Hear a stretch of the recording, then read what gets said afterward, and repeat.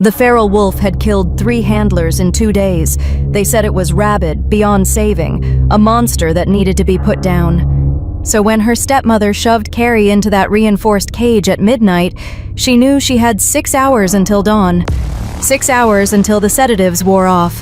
6 hours to live. But when the beast finally opened its eyes and looked at her, really looked at her, she didn't see mindless hunger. She saw silver eyes burning with recognition, with rage. Oh, with something that looked almost like relief. And when it spoke her name in a voice like gravel and thunder, Carrie realized the truth. The most dangerous thing in this cage wasn't the wolf. It was what her stepmother had made them both become. Chapter 1. The Trade. The underground lab smelled like antiseptic and fear. Carrie Strong pressed her spine against the cold steel wall, her breath fogging in the frigid air as her stepmother's heels clicked across the concrete floor above, and each step was a countdown. Each echo a reminder that she'd made a choice she couldn't take back. It's you or your little sister Maya. Those 7 words, spoken in Vivian's clipped corporate tone 3 hours ago, had shattered Carrie's world. Not because she didn't believe her stepmother capable of such cruelty. Vivian had been systematically cruel since Carrie's father died 5 years ago, but because of how casually she'd said it, like offering a choice between coffee or tea. Vivian stood now at the observation window, backlit by fluorescent lights, her perfectly tailored suit a stark contrast to the nightmare she'd orchestrated. Behind her, men in hazmat suits moved with clinical efficiency, checking monitors, adjusting equipment.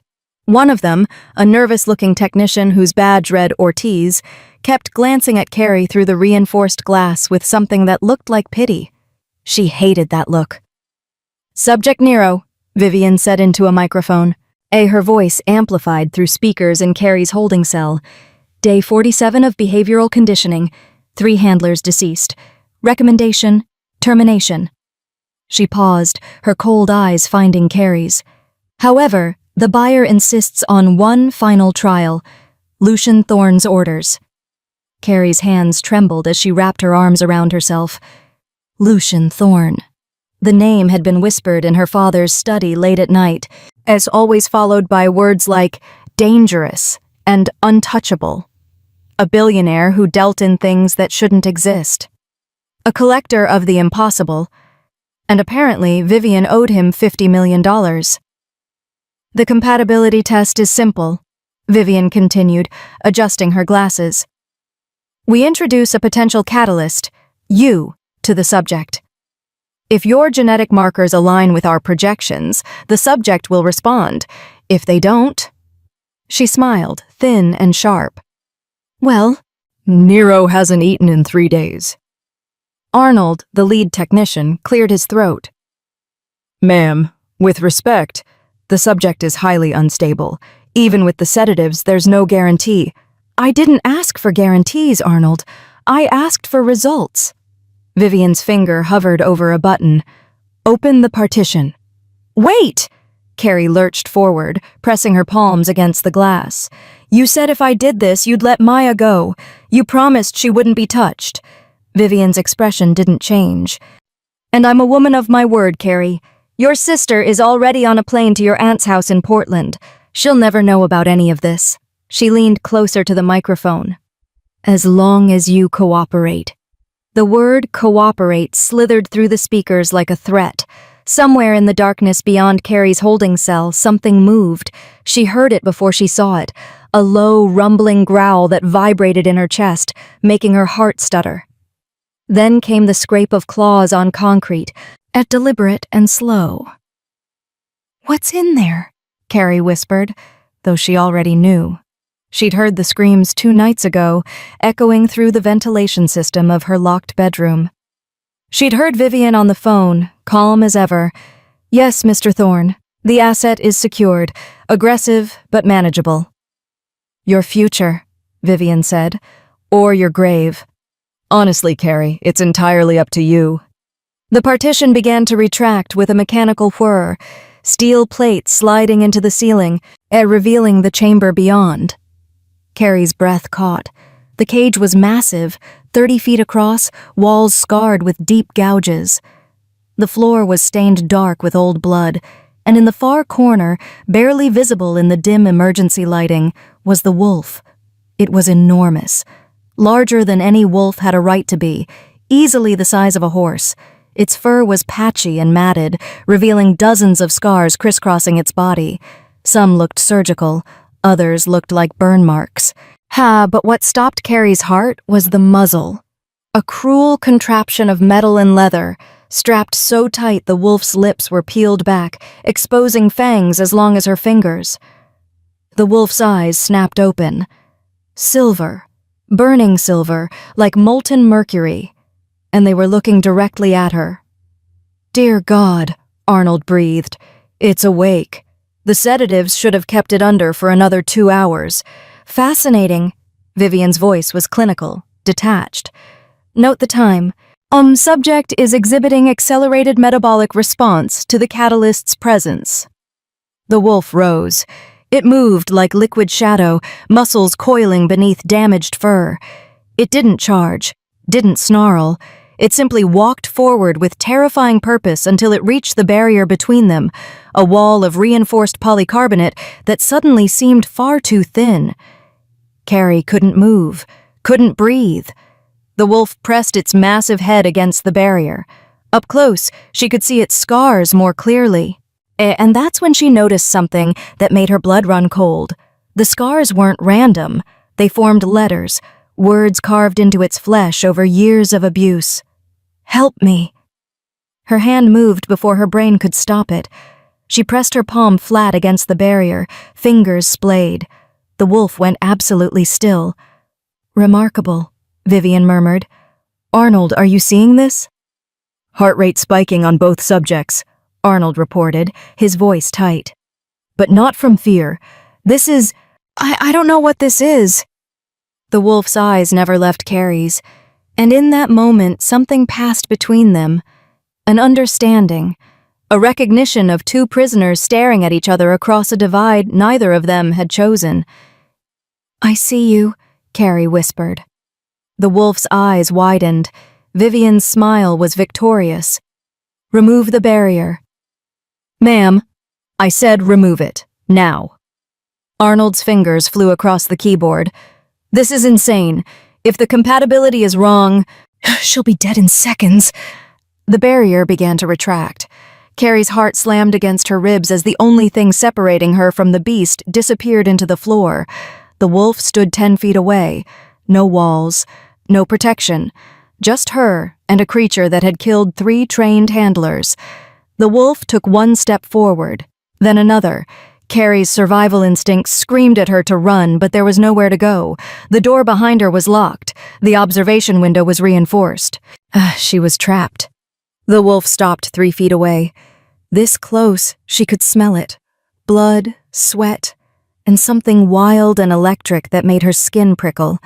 It lowered its massive head, and very, very gently pressed its scarred muzzle into her trembling hand. Vivian's voice cut through the speakers, sharp with triumph. "Compatibility confirmed. Proceed to Phase 2. Above them, vents hissed. White gas began flooding the chamber. The wolf's eyes snapped to the ceiling, then back to Carrie. In that silver gaze she saw panic, understanding, and something else. Betrayal. The sedatives hit fast. Carrie's knees buckled. The last thing she saw before darkness claimed her was the wolf collapsing beside her, its body curling around hers like a shield, and the last thing she heard was Vivian's cold, satisfied voice. "Excellent. Prepare them both for extraction." Chapter 2. The wolf speaks her name. Carrie woke to warmth. Not the sterile, regulated heat of the lab's climate control, but something alive. Something that radiated against her back like a furnace, rising and falling with steady breaths that weren't her own. Her eyes snapped open. She was still in the cage. The observation window glowed with dim emergency lighting, casting everything in sickly green.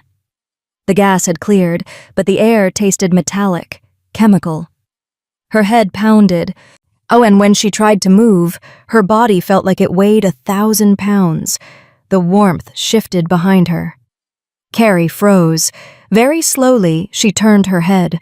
The wolf lay curled around her, its massive body forming a protective barrier between her and the rest of the cage.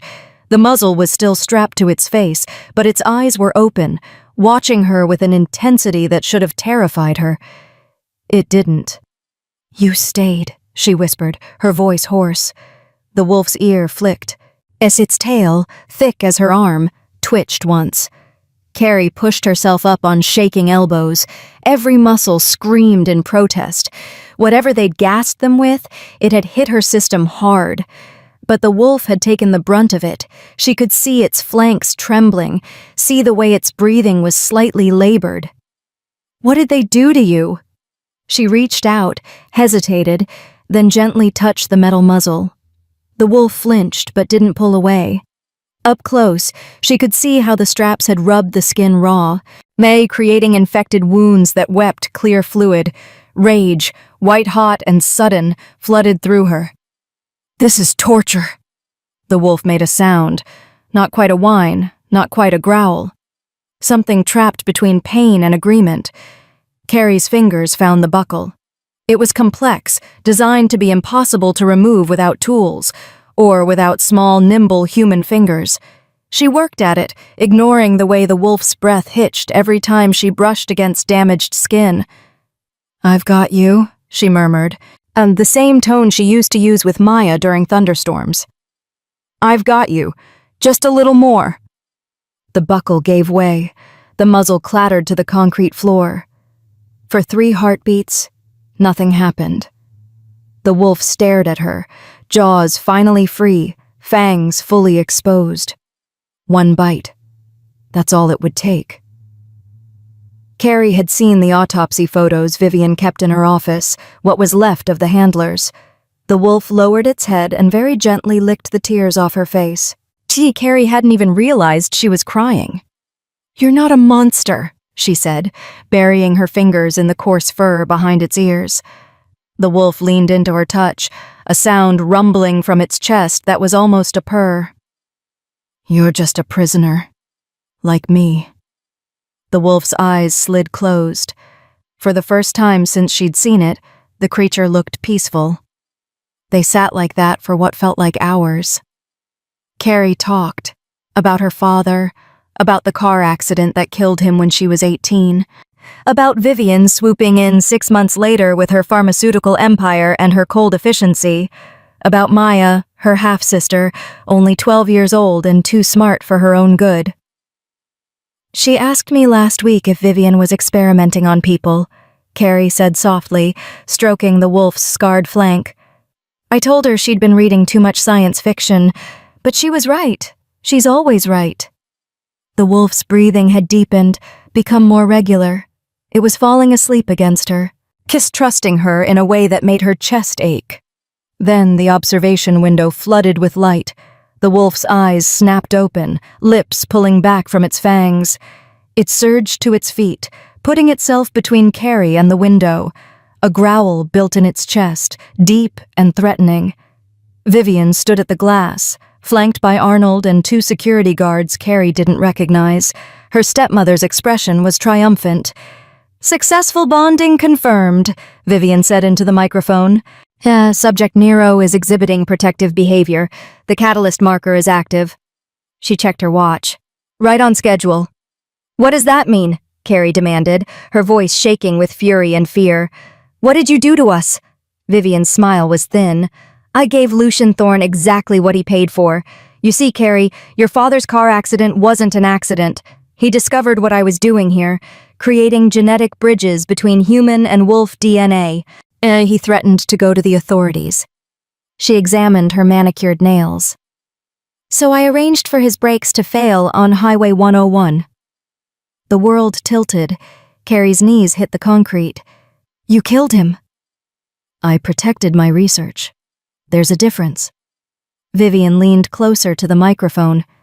"Your father was weak, sentimental, but his blood, your blood, carries something extraordinary, a recessive gene we've been tracking for 3 generations. Your mother had it. You have it.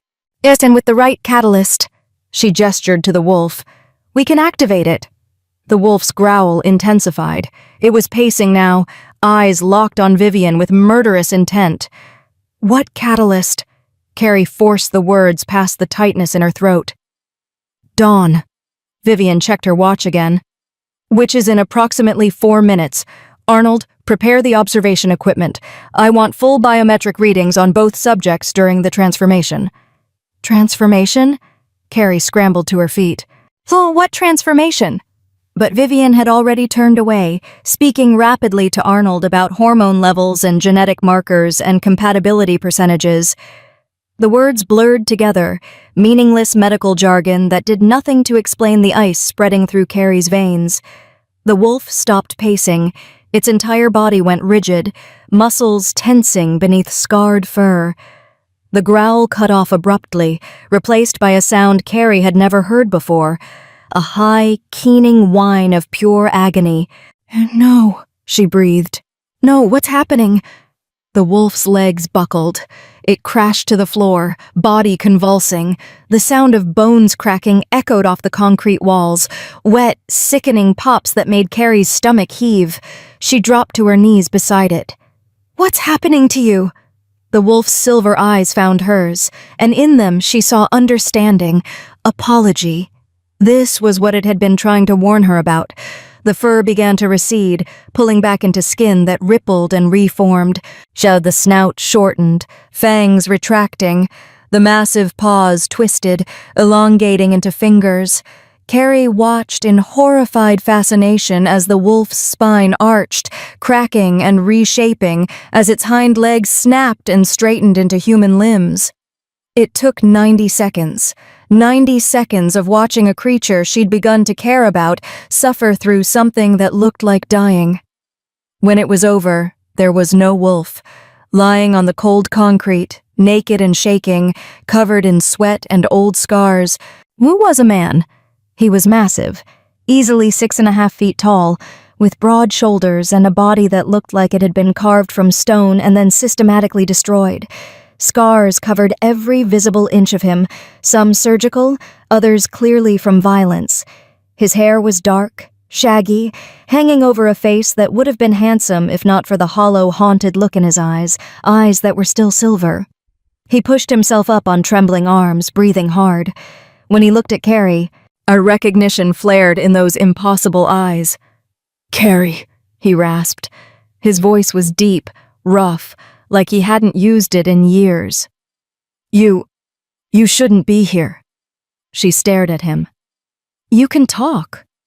A bitter smile twisted his scarred lips. "Always could. The muzzle wasn't to keep me from biting." He touched his throat, where a thick band of scar tissue circled his neck. "It was to keep me from speaking. Easier to sell a wolf than a man." Vivian's voice crackled through the speakers. Subject Nero. Oh, real name? Blake Jordan, former Alpha of the Northern Ridge Pack. Captured and detained 6 years ago after refusing to participate in our breeding program. She sounded almost bored. "You're wasting your breath trying to bond with her, Blake. She's just a genetic component, a key to unlock what we need." Blake's eyes never left Carrie's. "Your stepmother is a liar and a murderer. Everything she's told you is designed to manipulate you." He struggled to his feet, unself-conscious about his nudity, and focused entirely on her. "You need to listen to me very carefully. When they come through that door..." Alarms shrieked to life. Red emergency lights bathed the cage in pulsing crimson. Arnold's panicked voice cut through the speakers. "Security breach! Armed intruders in the north corridor!" Gunfire erupted somewhere above them. Screams followed. Blake's expression shifted from concerned to predatory in an instant. "They're early." "Who's early?" Carrie demanded. "On Lucian Thorne's extraction team." Blake moved to the cage door, testing it, still locked. "He was never going to let Vivian keep us. He paid for the research. Now he's coming to collect." The observation window exploded inward. Carrie screamed, throwing her arms over her head as glass rained down. When she looked up, 3 figures in tactical gear were rappelling into the cage through the shattered window. Blake didn't hesitate. He moved with inhuman speed, crossing the distance before the first soldier's boots hit the floor. There was a sickening crunch, a gurgled scream, and the soldier dropped. The second soldier raised his weapon. Blake caught the barrel, twisted, and used the man's own momentum to slam him into the concrete wall. The third soldier got off one shot, the sound deafening in the enclosed space, before Blake was on him. It was brutal, efficient, terrifying. And through it all, Blake's eyes kept finding Carrie, making sure she was safe. When the last soldier fell, Blake grabbed a tactical vest from one of the bodies, pulling it on. It barely fit across his shoulders. He snatched up a dropped pistol, checked the magazine, and turned to Carrie. "We have maybe 30 seconds before more arrive. Can you run?" Carrie nodded, not trusting her voice. Blake crossed to her in 2 strides, cupping her face in his large, scarred hands. "I couldn't save the others they brought to this place, but I will save you. Carrie Strong, I swear it on every life they've taken." "The others?" Her voice came out small. Pain flashed across his face. "Your mother was the first catalyst they tested 15 years ago. I was the wolf they paired her with." His thumb brushed her cheekbone. "She didn't survive the activation, but you were born here, in this lab. You're the only one who ever lived." The words hit like physical blows. "My mother. Later. Right now. Will we run?" He grabbed her hand and pulled her toward the shattered observation window. Behind them, heavy boots thundered down the corridor. Shouts in clipped military cadence echoed off concrete. Blake lifted Carrie like she weighed nothing, boosting her through the window frame. She caught the edge, glass cutting her palms, and hauled herself into the observation room. Vivian's desk was overturned, papers scattered everywhere. And on the floor, surrounded by spreading blood, lay Arnold. And his eyes were open, unseeing. Blake vaulted through behind her. "Don't look. Just move." They ran. Chapter 3. The Escape. The lab was a maze of sterile corridors and locked doors, all painted the same institutional white that made Carrie's eyes ache under the fluorescent assault. Blake moved through it like a ghost, pulling her behind him with one hand while the stolen pistol swept ahead with the other. Gunfire erupted somewhere to their left. Blake yanked her right into a supply closet that smelled of bleach and copper. He pressed a finger to his lips, his silver eyes intense in the darkness. Footsteps pounded past their hiding spot, 6 men in full tactical gear, moving with military precision. One of them spoke into a radio. "North wing clear. No sign of the assets. Thorne wants them alive. Repeat, alive. The female is priority 1. Blake waited until the footsteps faded before easing the door open. "Thorne's men are professionals. They'll lock down every exit within minutes." He glanced at her torn clothing, had the blood on her palms from the glass. "Can you keep going?" Carrie nodded, though her legs felt like water. "Where are we going?" "Vivian's office. If she kept records on your mother, that's where they'll be. And we need leverage." His jaw tightened. "Proof of what she's done." They moved quickly through the abandoned corridors. The emergency lighting cast everything in hellish red, making the blood smears on the walls look black. Bodies lay scattered, some in lab coats, while others in security uniforms. Blake stepped over them without looking, but Carrie couldn't help staring. These people had worked here, had helped torture Blake for 6 years, had experimented on her mother until it killed her. She felt nothing, just cold, hollow fury. Vivian's office was on the 3rd sublevel, behind a door marked Director of Research. Blake kicked it open, the lock splintering under the impact. Inside, the space was immaculate, all glass and chrome, while with floor-to-ceiling windows overlooking the main laboratory below, where bodies floated in illuminated tanks. Carrie's breath caught. "What are those?" Blake's expression went carefully blank. "Failed experiments. Vivian's been trying to create viable human-wolf hybrids for 15 years. Most don't survive the first trimester." He moved to the desk, rifling through drawers with practiced efficiency. She uses convicted criminals as test subjects. Tells the courts she's running rehabilitation therapy. That's... Carrie couldn't finish. The word monstrous felt inadequate. Here. Blake pulled out a thick file, emblazoned with a name that made Carrie's knees weak. Strong Bethany, Subject Alpha 1. Her mother. Blake opened it, his eyes scanning rapidly. His face went pale. God. Carrie, you need to see this. She crossed to him on numb legs. The file was filled with medical reports, photographs, genetic sequencing data, but it was the photograph clipped to the inside cover that stopped her heart. Her mother. Young, maybe 23, with Carrie's same dark hair and eyes. But she wasn't smiling. She was strapped to an examination table, electrodes attached to her temples, her expression one of pure terror. They didn't just experiment on her, Blake said quietly. They held her here for 11 months, forced the activation, forced the pregnancy. His finger traced a line of text. You weren't born, Carrie. Yeah, you were harvested. Removed at 32 weeks when Bethany's body started rejecting the hybrid genetics. The room spun. Carrie gripped the desk to stay upright. Vivian kept me, raised me. Why? Because you survived. Blake flipped to another page, this one covered in genetic markers and compatibility percentages. You're the only catalyst who's ever lived past infancy. Vivian needed to see if the dormant genes would activate naturally during puberty. When they didn't, she pivoted, decided to force the activation herself using... He stopped. His silver eyes met hers, and in them she saw rage mixed with something that looked like grief. Using you, Carrie finished. Using a wolf bonded to my mother. Blake nodded slowly. The mate bond is genetic memory.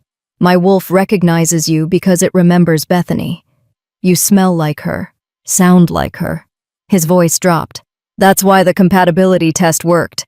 That's why I couldn't hurt you even when the sedatives were supposed to make me mindless. The bond won't let me. So I'm just... What? A genetic echo? A copy of my mother designed to activate werewolf DNA? No. Blake grabbed her shoulders, forcing her to look at him. You're Bethany's daughter, her legacy, and you're the key to ending this. He shoved the file into her hands. This is proof of everything. Human experimentation, murder, genetic trafficking. We get this to the authorities, and Vivian's empire collapses. An explosion rocked the building. The lights flickered, died, came back dimmer. Somewhere below, alarms began shrieking. Blake moved to the window overlooking the lab. His entire body went rigid. No. Carrie joined him. Down in the main laboratory, Thorne's tactical team had breached the inner sanctum, but they weren't alone. A figure stood in the center of the room, flanked by men in white coats. Vivian. Very much alive. And smiling. Next to her, and strapped to a vertical examination table, was a girl with blonde hair and Carrie's same dark eyes. Maya, Carrie breathed. Blake swore viciously. It was a trap, the security breach, the chaos, all of it designed to split our attention while they moved your sister. Vivian's voice crackled through the office intercom. She must have activated it remotely. Hello, Carrie. I know you can hear me, and I know Blake is with you, which complicates things, but not insurmountably. She gestured to Maya, who was awake, terrified, struggling against the restraints. Come down now and I'll make this quick. Your sister won't feel a thing. But if you make me wait...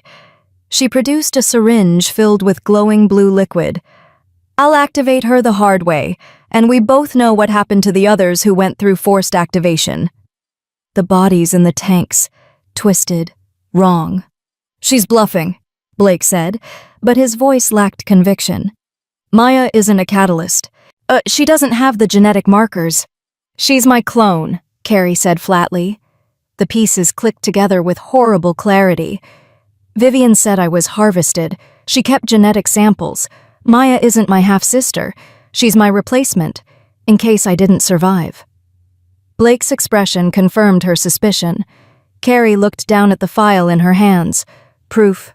Evidence. Everything they needed to destroy Vivian and her operation. But Maya had 6 minutes before Vivian injected her with whatever hell was in that syringe. "There's another way," Blake said quietly. "I can get you out. The north stairwell leads to an emergency exit. You take the file, run, get to the authorities. And leave Maya to die? She's already dead if you go down there. Vivian won't let either of you leave." Blake's hand covered hers, warm and rough. "This isn't a rescue, Carrie. It's a choice. Save the evidence and stop this from happening to anyone else. Or save your sister and let Vivian win." Carrie looked at Maya, 12 years old, brilliant and kind and completely innocent in all of this. Then she looked at the file, at her mother's terrified face, at the documentation of 15 years of atrocities. Her hands moved before her brain caught up. She opened the file, photographed every page with the phone she'd grabbed from Vivian's desk, then uploaded them to a cloud server. I sent copies to every media outlet and law enforcement agency she could think of in 90 seconds of frantic typing. Then she handed Blake the phone. "When we get out, you make sure this goes public, no matter what happens to me. Carrie, I'm not leaving her." She met his silver eyes. "I know what I am. A weapon Vivian built. But Maya? She's just a kid. And maybe I can't save everyone. Maybe I can't even save myself. But I can save her." Something shifted in Blake's expression. Respect, maybe. Or recognition of someone as stubborn as he was. "Then we go together," he said. "But you follow my lead. And if I tell you to run, I won't." He smiled, sharp and predatory. "I know. That's what worries me." They took the elevator. It was a calculated risk. Faster than the stairs, but completely exposed. Blake stripped the tactical vest off, revealing the mess of scars underneath. His muscles were already shifting, bones beginning to crack and reform. "The transformation takes 60 seconds, he said through gritted teeth. "And it's going to get loud. Be ready." The elevator descended. Blake's body contorted, spine arching as fur erupted across his skin. The sound of breaking bones filled the small space. Carrie pressed herself against the wall, watching in horrified awe as the man disappeared and the wolf emerged, larger than before, angrier. The elevator doors opened on the main laboratory. Vivian stood 20 feet away, the syringe poised above Maya's straining arm. Thorne's tactical team formed a semicircle, weapons raised, and behind them, in the shadows, something else moved, something massive and pale and wrong. Vivian's smile was triumphant. "Right on schedule. Blake, heel." Blake's wolf form snarled, lips pulling back from fangs. "I said heel." Vivian pulled a small remote from her pocket. "Or did you forget about the failsafe?" She pressed a button. Blake screamed, a sound no wolf should make. Yet he collapsed, convulsing, foam flecking his jaws. Around his neck, invisible beneath the fur, something pulsed with electric blue light. "A gift from Lucian Thorne," Vivian explained calmly. "Neurological override implant. Installed while you were sedated last month. I can make you sit, stay, or tear your own throat out. Your choice." Blake's silver eyes found Carrie's. In them, she saw agony, desperation, and an apology. Vivian turned to Carrie. "Now, come here. Or I activate both your sister and your pet wolf. Let's see which one dies faster." Carrie stepped out of the elevator, hands raised. Her mind raced. No weapons, no leverage. Blake was down. Maya was seconds from being injected. She had nothing, except the truth. "You're dying," Carrie said. Vivian's smile faltered. The cough, the weight loss, the way you're always cold even in heated rooms. Carrie took another step forward.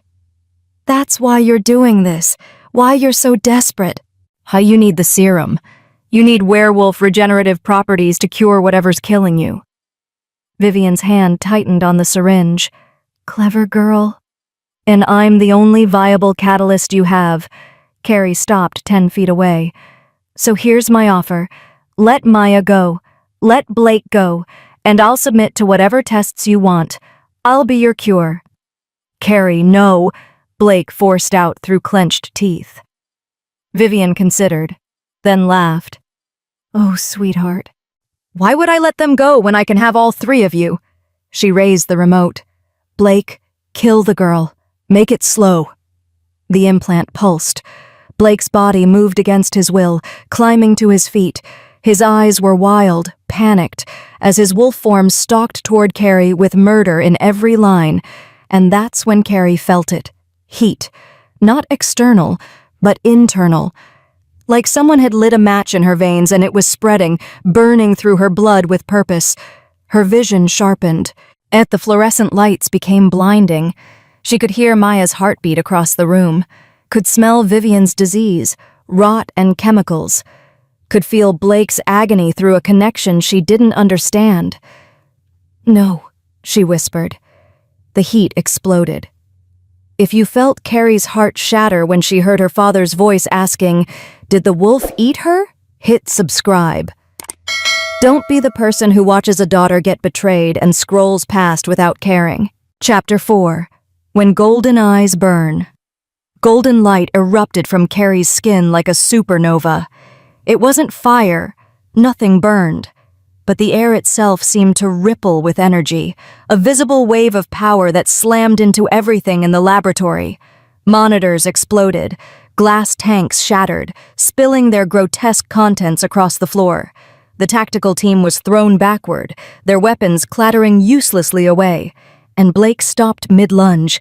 The neurological implant around his neck sparked once, twice, then shattered into pieces of smoking metal that clattered to the concrete. Carrie stood in the center of the chaos, her hands glowing with that same golden light. She could feel everything. The terror of the guards, Vivian's shock, Maya's heartbeat synchronized with her own. And beneath it all, a presence in her mind that was ancient, powerful, and utterly furious. A wolf, her wolf, waking up after being dormant for 23 years. Blake shifted back to human form, gasping. He stared at her with something between awe and fear. "That's impossible. You're not activated. You haven't been bitten." "The bond," Carrie said, but her voice wasn't entirely her own. It resonated with harmonics that made the remaining glass vibrate. "You bonded with my mother. Genetic memory. The activation was always there, waiting for the right trigger." She looked at her hands. The glow was fading, but she could still feel the power coiled beneath her skin like a living thing. Waiting. Eager. Vivian had scrambled backward, putting a table between them. Her mask of control had cracked, revealing genuine fear underneath. "This isn't possible. The dormant genes require a catalyst event, trauma, or a bite from an alpha." "You locked me in a cage with my mother's bonded mate," Carrie interrupted. "You threatened my sister. You killed my father." She took a step forward and the golden light pulsed brighter. "Oh, I'd say that qualifies as trauma." One of Thorne's soldiers had recovered his weapon. He raised it, finger tightening on the trigger. Carrie looked at him. Just looked. The soldier's eyes widened. The gun fell from his hands. He dropped to one knee, head bowed, as if compelled by a force he couldn't resist. Then another soldier knelt. And another. Within seconds, every armed man in the room was on their knees, heads bowed in submission. "What are you doing?" Vivian shrieked at them. "Shoot her!" That's an order." "They can't," Blake said quietly. He was staring at Carrie with an expression she couldn't read. "She's not just a catalyst. Look at her eyes." Carrie caught her reflection in a broken monitor. Her eyes were glowing solid gold. No whites, no pupils, just pure burning light. "Luna," Blake whispered. "You're a Luna wolf." The word resonated through Carrie's bones like recognition. Luna, first of the bloodlines, queen of wolves. She could feel the truth of it settling into her DNA, an ancient knowledge flooding her consciousness. A Luna could command any wolf except their bonded mate, could heal or destroy with a touch, could... A gunshot cracked through the air. Pain exploded in Carrie's shoulder. She stumbled, the golden light flickering. Vivian stood behind the examination table, holding a smoking pistol with shaking hands. "Silver bullets," Vivian said, her voice high and manic. "Blessed and consecrated, the only thing that can kill your kind." Blake roared, lunging for Vivian, but the pale, wrong thing that had been lurking in the shadows moved faster. It intercepted Blake mid-leap, slamming him into the floor with bone-crushing force. Carrie's vision swam as she pressed a hand to her bleeding shoulder. Silver. She could feel it burning through her veins, poisoning the activation, cutting through the Luna power like acid through silk. The pale thing straightened up from Blake's unconscious form. In the harsh fluorescent light, Carrie could finally see what it was. A wolf. But twisted. Corrupted. Its fur was colorless, its eyes milky white. Scars covered every inch of its body, not from violence, but from surgery. Its jaw hung at an unnatural angle, and when it breathed, she could see metal glinting inside its throat. "Subject Gamma," Vivian said, her confidence returning as Carrie weakened. "My first successful hybrid, a condemned murderer named Hicks, transformed and modified. He's been very useful for keeping Blake in line. Silver-resistant, pain-immune, and utterly obedient." The Gamma Wolf stalked toward Carrie, moving with jerky mechanical precision. Up close, she could see its eyes weren't actually white. They were empty. Whatever humanity Hicks had once possessed was gone, scooped out and replaced with pure programming. Carrie tried to summon the golden light again, but the silver bullet was spreading its poison. Her legs gave out. She collapsed to her knees, a blood pooling beneath her. Vivian walked over, keeping the gun trained on Carrie's head. "You were supposed to be controllable. Manageable. A tool, not a threat." She glanced at the kneeling soldiers. "But I suppose even a broken Luna has uses. Your blood should still work for the serum." She raised the gun. Maya screamed. The sound cut through everything, the pain, the poison, the encroaching darkness. Carrie's head snapped toward the examination table where her sister strained against the restraints, tears streaming down her face. "Please," Maya sobbed. "Please don't hurt her. I'll do whatever you want. Just don't hurt Carrie." Something in Carrie's chest cracked open. Not her ribs. Something deeper. The part of her that had always protected Maya from Vivian's cruelty, from their father's absence, from the world's ugliness. The part that had chosen the cage so Maya could be free. The Luna power responded. Not the commanding presence that had shattered the implant and brought soldiers to their knees. This was different. Softer. A warmth that spread from her core outward, wrapping around the silver bullet and neutralizing it like antibodies attacking an infection.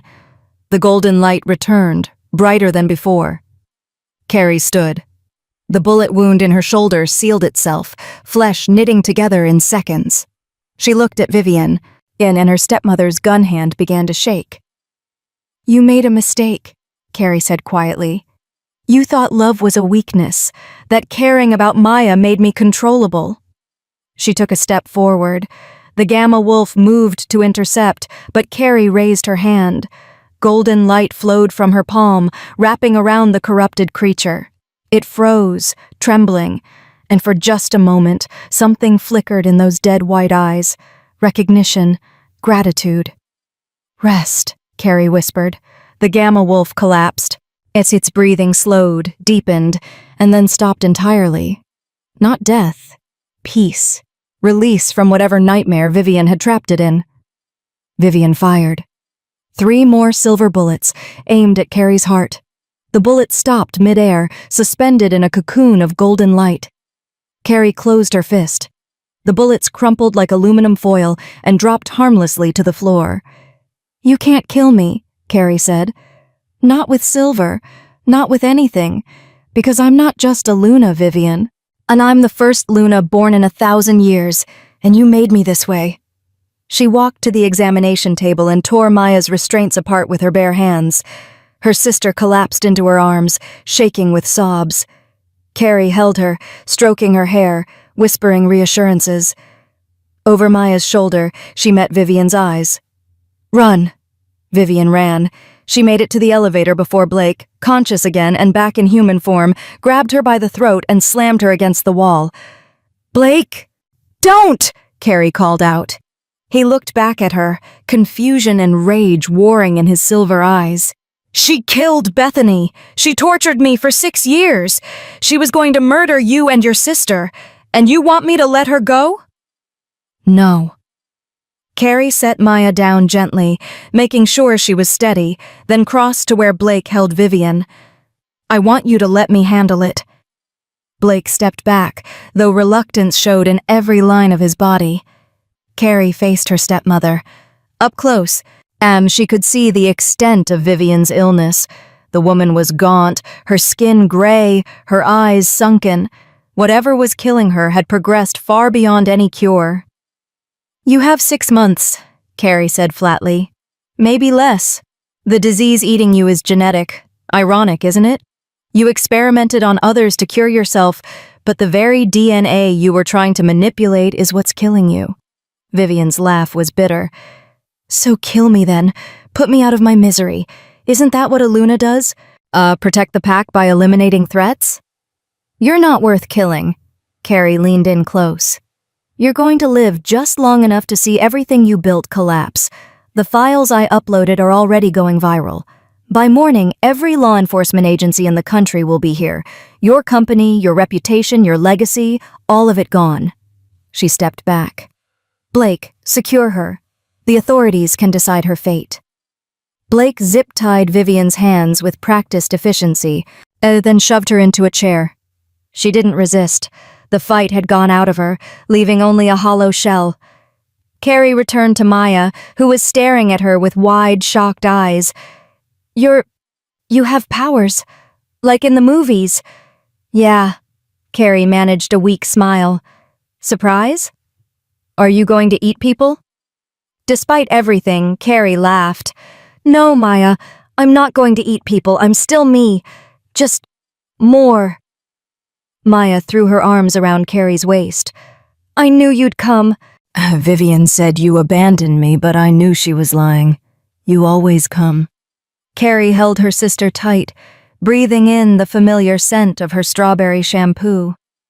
"Always," she promised. Blake approached cautiously. He'd found a lab coat and wrapped it around himself. "We need to move.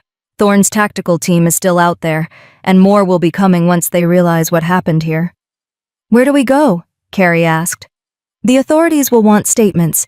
There'll be investigations, or trials. There's another option."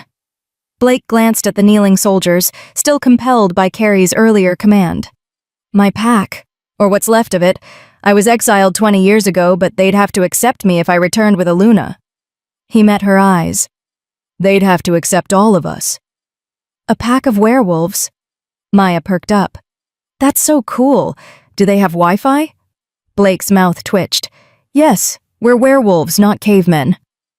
Sirens wailed in the distance, multiple agencies converging fast. Someone had seen the uploads and mobilized.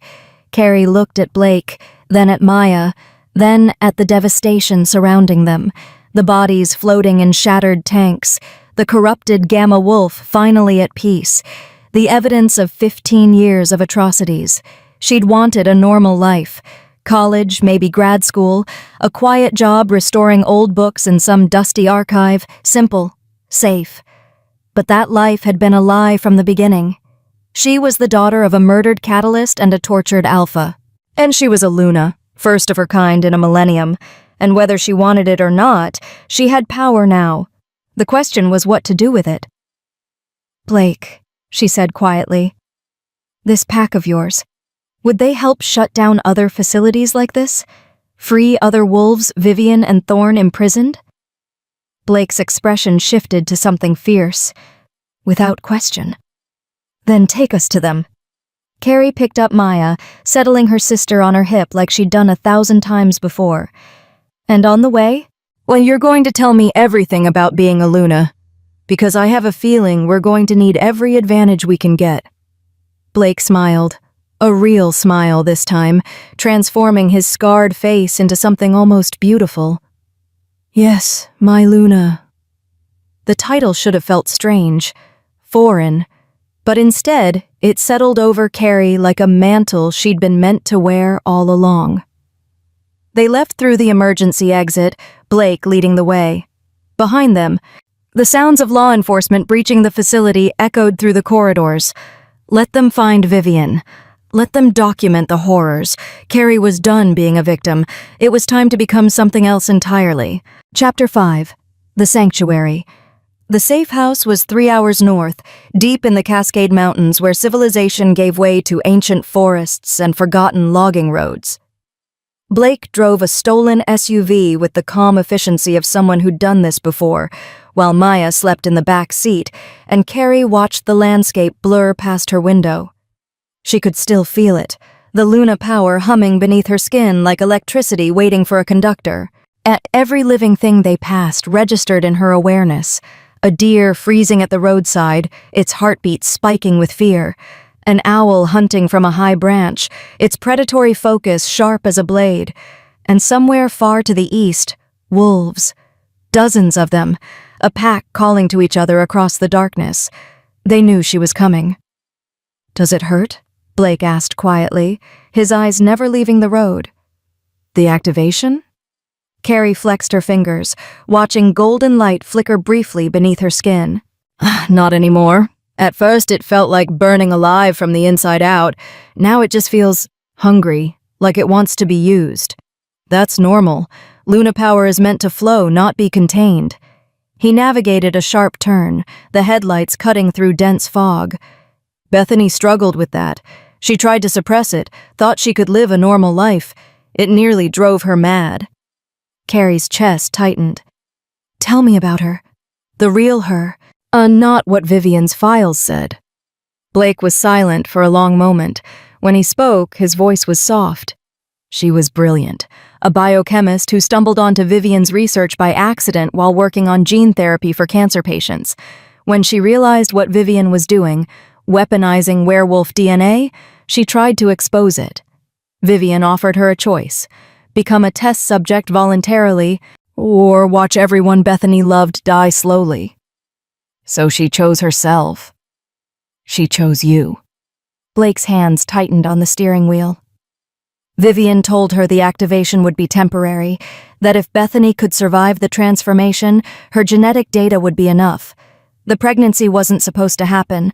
Lunas are rare, most human wolf pairings are sterile.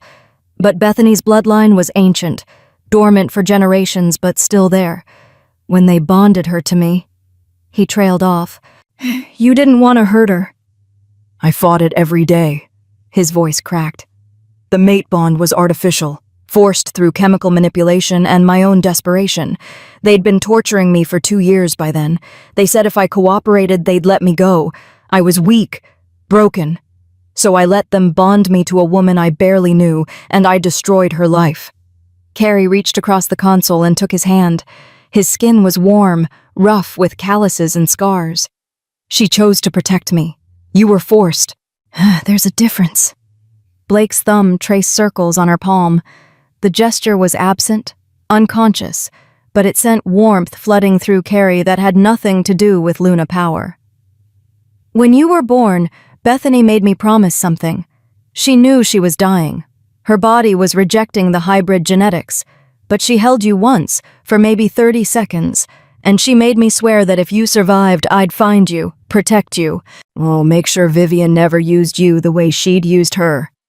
"But you couldn't leave. The implant—" "I tried." Blake's jaw clenched. 3 times. Every time they dragged me back, the punishment got worse. After the 3rd attempt, they implanted the neurological override. Told me if I tried to escape again, they'd activate every pain receptor in my body simultaneously until my brain fried itself. He looked at her, silver eyes reflecting the dashboard lights. "So I waited. 6 years of waiting, hoping you'd somehow know to run. And instead you walked into that cage to save your sister. Would you have done differently?" "No." His smile was bitter. Which is why I knew you were Bethany's daughter the moment you touched me through that barrier. Same stubborn nobility, same refusal to abandon family. They drove in silence for another hour before Blake turned onto an unmarked dirt road. The forest pressed close on either side, branches scraping the SUV's roof. Finally, all the trees opened into a small clearing. The cabin was larger than Carrie expected. 2 stories, built from hand-hewn logs with a stone chimney and wide porch. Solar panels gleamed on the roof, and she could see a satellite dish half hidden in the trees. Lights glowed warmly in the windows. "You said this was a safe house," Carrie said. "This looks lived in." "It is, by me. Or it was before Vivian's people found me." Blake killed the engine. "I built it 15 years ago, right after they finally released me. Told myself I'd use it as a base to search for you. Instead, I hid here like a coward." "You were traumatized. That's not cowardice." "Felt like it." He opened the door. "Come on. We need to get the tracking chip out of your neck before Thorne's people triangulate our position." Carrie's hand flew to her throat. "What tracking chip?" "Standard procedure for all Vivian's test subjects. Subdermal, all placed at the base of the skull during initial processing." Blake came around to her door, opening it. "You were born in that facility. You've had one since birth." The revelation made her skin crawl. 23 years of Vivian knowing exactly where she was, every moment of every day. "Get it out, now!" Inside, the cabin was cozy, all warm wood and worn furniture that invited you to sink in and stay a while. Blake gently lifted Maya from the back seat, carrying her to a bedroom upstairs while Carrie explored. Bookshelves lined one wall, filled with everything from werewolf mythology to quantum physics. A large map of North America hung over the fireplace, marked with dozens of colored pins. Blake returned, medical kit in hand. "Sit, this is going to hurt." Carrie settled into a kitchen chair, tilting her head forward. She felt Blake's fingers probe the base of her skull, finding a spot just below her hairline. There was a small, raised bump she'd always assumed was a birthmark. "Here," he said. "The chip is tiny, but it's embedded in the muscle. I need to make an incision about 2 inches long. Your Luna healing should close it within minutes, but the cutting is going to be unpleasant." "Just do it." Blake sterilized a scalpel over the stove's gas flame. "This would be easier if you sat in my lap. I need steady access to your neck without you having to contort." Heat flooded Carrie's face. "That's okay. Well, fine." She settled carefully onto his thighs, her back to his chest. His warmth surrounded her, and she could feel his heartbeat against her spine.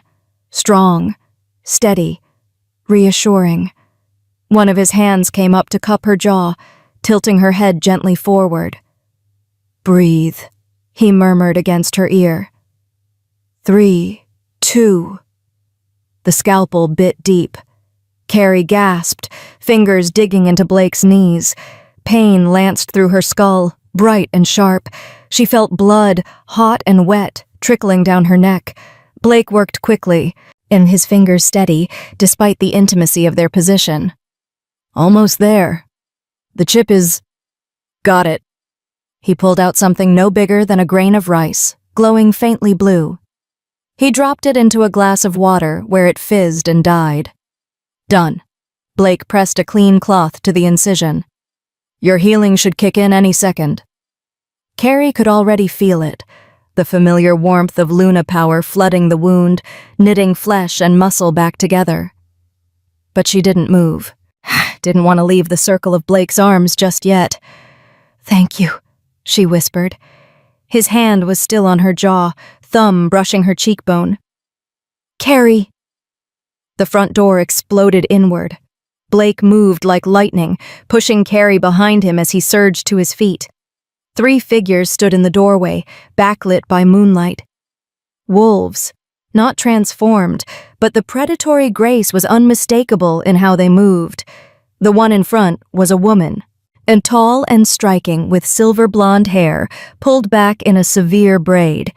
Her eyes swept the cabin, cataloging everything, before landing on Blake with an expression of pure shock. "Blake Jordan," she said. "We thought you were dead." Blake's entire body had gone rigid. "Alicia, what are you doing here?" The woman, Alicia, smiled, but it didn't reach her eyes. The entire supernatural community felt the Luna awakening 3 hours ago. It lit up every wolf's instincts from here to Alaska like a flare. Her gaze shifted to Carrie. "So imagine my surprise when I trace it to your old safe house and find you with a freshly activated Luna who smells like Bethany Strong." The two wolves flanking Alicia moved into the cabin. One was a massive man with scars bisecting his face. The other was younger, lean, with nervous energy that reminded Carrie of a coiled spring. "This is Clarence," Alicia indicated the scarred man, "and Felix. My enforcers. We're here on behalf of the Silvercrest Pack." She tilted her head.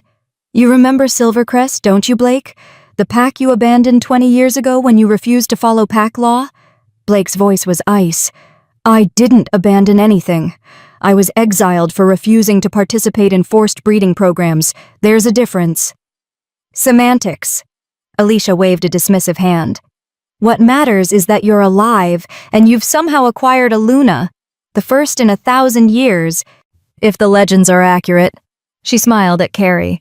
"Hello, darling. I'm Alicia Miles, beta of the Silvercrest Pack, and you're going to come with us?" Carrie stepped out from behind Blake. The Luna power rose in response to the challenge, making her skin glow faintly. "I'm not going anywhere with you." Alicia's smile widened. "Oh, but you are. You see, a Luna without a pack is vulnerable. Lucian Thorne isn't the only one who knows about you now. Every supernatural power broker from here to Europe will be hunting you. You need protection. And Silvercrest is the strongest pack in North America. We're also the pack that will ensure you're used properly," Clarence added, his voice a low rumble. "Lunas were created to serve wolves, not rule them. You'll learn your place." Golden light exploded from Carrie's hands. Both enforcers dropped to their knees, heads bowed, compelled by Luna authority before they could even think to resist. Alicia remained standing, though strain showed in the tight set of her jaw. Impressive. But raw power isn't the same as control. You're what, 6 hours activated? You don't know the first thing about being a Luna? "Then teach me," Carrie said. "But I'm not your property. I'm not anyone's tool or weapon. And if your pack can't accept that, you can leave." Alicia studied her for a long moment. Then, shockingly, she laughed. "Oh, I like you. Bethany's daughter indeed. She had the same fire." She glanced at Blake. "And you? You bonded her. I can smell it. The connection between you runs deep. Artificial or natural? Does it matter?" Blake's hand found Carrie's, their fingers intertwining. "Actually, yes. Natural bonds are sacred. Artificial bonds..." Alicia's expression hardened. "Those are abominations, products of the very experimentation we've been fighting against for decades." "It was forced on my mother," Carrie said. But what Blake and I have now..." She stopped, unsure how to finish. What did they have? A connection forged in trauma and desperation? Or something more? Alicia's expression softened slightly. "The bond question will have to wait. Right now, you need to come with us. Not as prisoners," she added quickly, "but as guests. Our Alpha will want to meet you. And there are things you need to know about the supernatural world. On threats you can't imagine." "Like what?" "Like the fact that Lucian Thorne isn't just a billionaire collector." Felix spoke up for the first time, his voice young but steady. "He's building an army. Hybrids like Vivian's Gamma Wolves, but perfected, controllable. And he needs Luna blood to stabilize the process." Carrie's stomach dropped. "How many has he made?" "We don't know," Alicia admitted. "But 3 facilities like Vivian's have been discovered in the last year. All destroyed now. Oh, but who knows how many others are still operating." A soft sound from upstairs made everyone freeze. Maya appeared at the top of the stairs, rubbing her eyes sleepily. "Carrie? Who are these people?" Protective instinct flared through Carrie so strongly she felt her eyes flash gold. "Stay back, Maya." But Alicia had already scented the air, her eyes widening. "That girl, She's not human. She's my sister, Carrie said flatly. And off limits. She's a clone. Alicia's voice was filled with wonder and horror. A genetic duplicate of you. Vivian created a spare Luna. Maya descended the stairs, suddenly looking very young in her oversized pajamas. I'm a what now? Carrie's world tilted. Maya isn't activated. She's just a normal girl. For now, Clarence interrupted, but dormant Luna genetics can activate through trauma or proximity to an active Luna. Being around you is dangerous for her. Then I'll learn to control it, Carrie snapped. But I'm not abandoning my sister. Alicia held up her hands. No one's asking you to, but this complicates things. Silvercrest can protect one Luna. 2? She shook her head. That's going to require resources we don't have. Blake squeezed Carrie's hand. Then we find another way. There are other packs, other alliances. Who will all want to use her? Alicia said bluntly. Blake, you know how this works. A power attracts power. A Luna is a symbol, a weapon, a prize. Every pack from here to the Arctic Circle will be vying for her allegiance. She looked at Carrie. Your only real option is to choose the strongest protection available and hope they're honorable enough not to exploit you. Or, Carrie said slowly, I could refuse to choose anyone. Build my own pack. Set my own rules.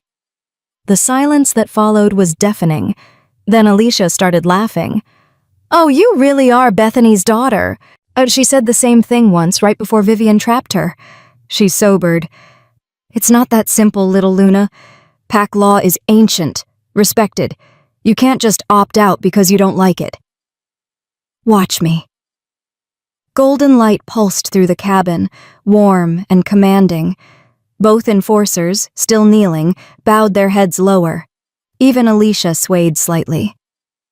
I didn't ask for this power, Carrie said, her voice resonating with harmonics that made the windows rattle. But I have it. And I'm going to use it to protect the people I love and free the wolves still trapped in places like Vivian's lab. If Silvercrest wants to help, we can be allies. But I'm not joining your pack. I'm not bowing to your alpha. I'm not playing by rules designed to control me. She looked at Blake.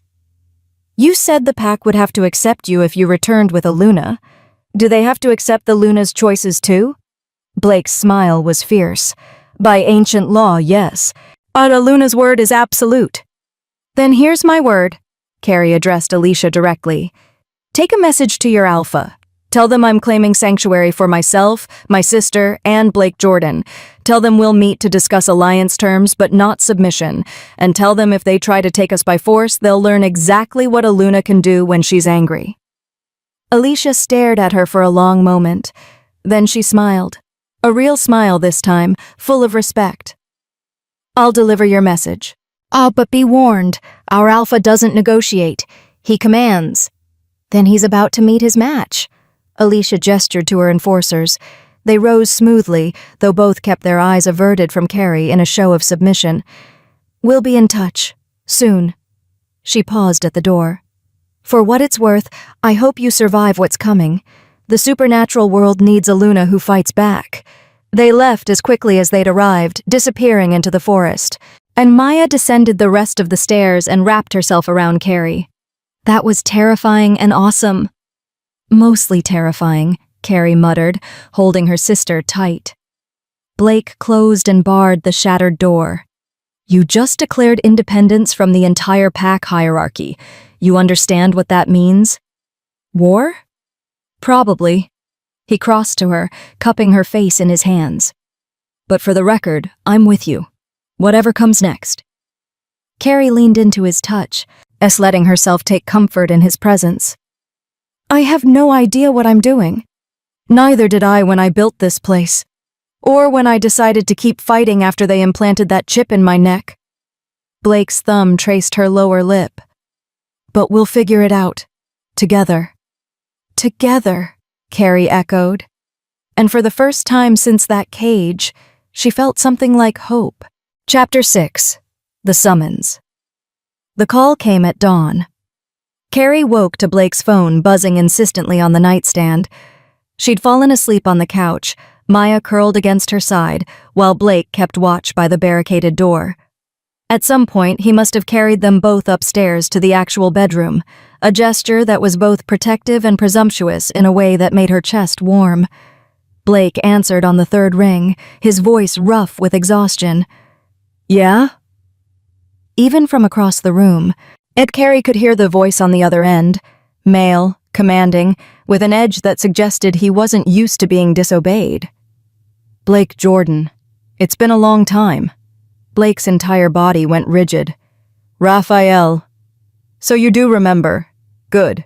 That saves us the awkward reintroductions." A pause. "I hear you've acquired something that belongs to the community. A Luna. And you're keeping her locked away in that pathetic safe house, like a dragon hoarding gold." "She doesn't belong to anyone," Blake said flatly. "Least of all the community that exiled me for refusing to treat people like breeding stock." Raphael's laugh was cold, still bitter after 20 years. "How predictable. But your personal grievances are irrelevant. A Luna isn't a personal asset, Blake. She's a resource, one that needs to be properly managed before she destabilizes every pack hierarchy from here to the Atlantic." Carrie sat up, careful not to wake Maya. Blake caught her eye and mouthed, "Alpha." She nodded, understanding. "I'm not handing her over to be managed," Blake said. "I'm not asking." Raphael's voice turned sharp. "The Silvercrest Council has voted. The Luna will present herself for evaluation within 72 hours. If she's deemed stable and controllable, she'll be integrated into our pack structure under my direct authority. If she's deemed unstable..." He let the threat hang. "You'll kill her." "We'll do what's necessary to protect the integrity of pack law. Rogue Lunas are existential threats. History is full of examples." Blake's hand tightened on the phone. "She's not rogue, she's independent. There's a difference." "Not to me." Raphael's tone shifted, became almost conversational. "Look, Blake, I don't want this to get ugly. You were a good alpha once, before you let your conscience ruin you. I'm offering you a chance to be part of something bigger again.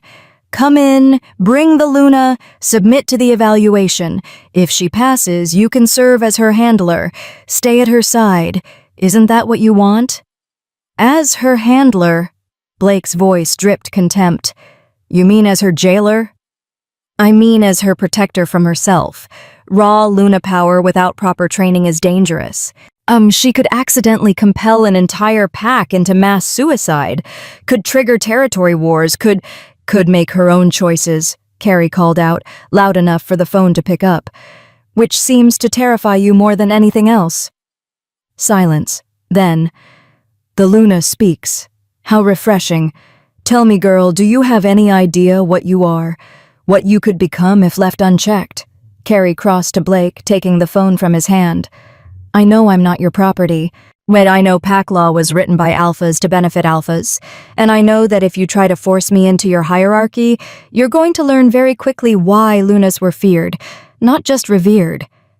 Raphael's laugh was genuine this time. "Oh, I like you. You have spine, but spine without knowledge is just stubbornness." His tone hardened. 72 hours, Luna. Present yourself at the Silvercrest compound for evaluation, or I'll send my enforcers to collect you. And they won't be as polite as Alicia." "Try it," Carrie said. "See what happens." She hung up. Blake stared at her. "You just challenged the most powerful alpha in North America to a territorial dispute." "Good." Carrie set the phone down with trembling hands. "I'm tired of being threatened." "Raphael doesn't make empty threats. He'll come for you, and when he does, he won't come alone." Blake ran a hand through his dark hair. "We need to move. Tonight. He'll get you and Maya somewhere he can't track." "No more running." Carrie surprised herself with the certainty in her voice. "I've been running my whole life, from Vivian's expectations, from the truth about my mother, from who I really am. I'm done." Maya appeared in the doorway, hair mussed from sleep. "Are we going to war? Because I need to know if I should pack the emergency bag or the really emergency bag." Despite the tension, Carrie smiled. How many emergency bags do you have? 3. And the first one has snacks and phone chargers. The second one has fake IDs and cash Vivian doesn't know I stole. The third one has a first aid kit and the pepper spray I bought online. Maya shrugged. I've been planning my escape from Vivian since I was 9. Blake looked impressed. Smart kid. Clone, Maya corrected. Apparently I'm a genetically engineered backup plan, which is simultaneously cool and deeply disturbing. Carrie pulled her sister into a hug. You're my sister. Everything else is just details. Touching, a new voice said from downstairs, but ultimately irrelevant. All 3 of them froze. Blake moved instantly, putting himself between the stairs and the 2 women. The house is warded. How did you get in? Alicia appeared at the bottom of the staircase, Clarence and Felix flanking her. But this time they weren't alone. A 4th figure stood behind them, draped in shadows that seemed to cling to him like living things. He stepped into the light, tall, easily Blake's height, with the kind of presence that made everyone in the room unconsciously straighten. His hair was dark silver, his eyes a pale, predatory gold. He wore a suit that probably cost more than Carrie's college tuition, tailored to perfection. Raphael Shannon, Alpha of Silvercrest. Your wards are adequate for keeping out common wolves, Raphael said, his voice smooth as aged whiskey. But I'm not common. And I got tired of waiting 72 hours, his golden eyes fixed on Carrie. So, you're Bethany's daughter. I can see the resemblance. She had the same defiant tilt to her chin right before I told her she couldn't leave Vivian's compound without pack permission. Carrie's blood ran cold. You knew my mother was being held prisoner and you did nothing? I knew she was fulfilling her purpose as a catalyst, just as you will fulfill yours. Raphael walked further into the cabin with the casual arrogance of someone who'd never been told no. But I'm not unreasonable. I've come to offer you a choice, Luna. The last person who offered me a choice locked me in a cage with a feral wolf. Raphael's smile was sharp. And look how that turned out. You're activated, powerful, and standing in front of me, radiating enough Luna energy to bring every wolf in a 50-mile radius to their knees. He cocked his head. Well, almost every wolf. He stood there, unaffected by the low-level compulsion Carrie hadn't even realized she was projecting. Blake and the enforcers all showed signs of strain, rigid postures, averted eyes, but Raphael looked completely comfortable. How? Carrie demanded. I'm an Alpha Prime, the strongest bloodline, undiluted for 40 generations. Luna compulsion works on normal wolves, even other alphas. But Alpha Primes? He tapped his temple. We're resistant. Not immune, but resistant. Which is why we're perfect mates for Lunas. We can't be controlled, but we can't control you either. Balance. The word hung in the air like a proposition. Blake growled, low and threatening. If you think I'm letting you bond with her? You? Raphael's laugh was dismissive. You're a broken alpha from a dissolved pack, Blake. Yes, your bond with her is based on trauma and genetic memory from her mother. It's not real. It's real to us, Carrie said. Raphael's expression softened slightly. Perhaps.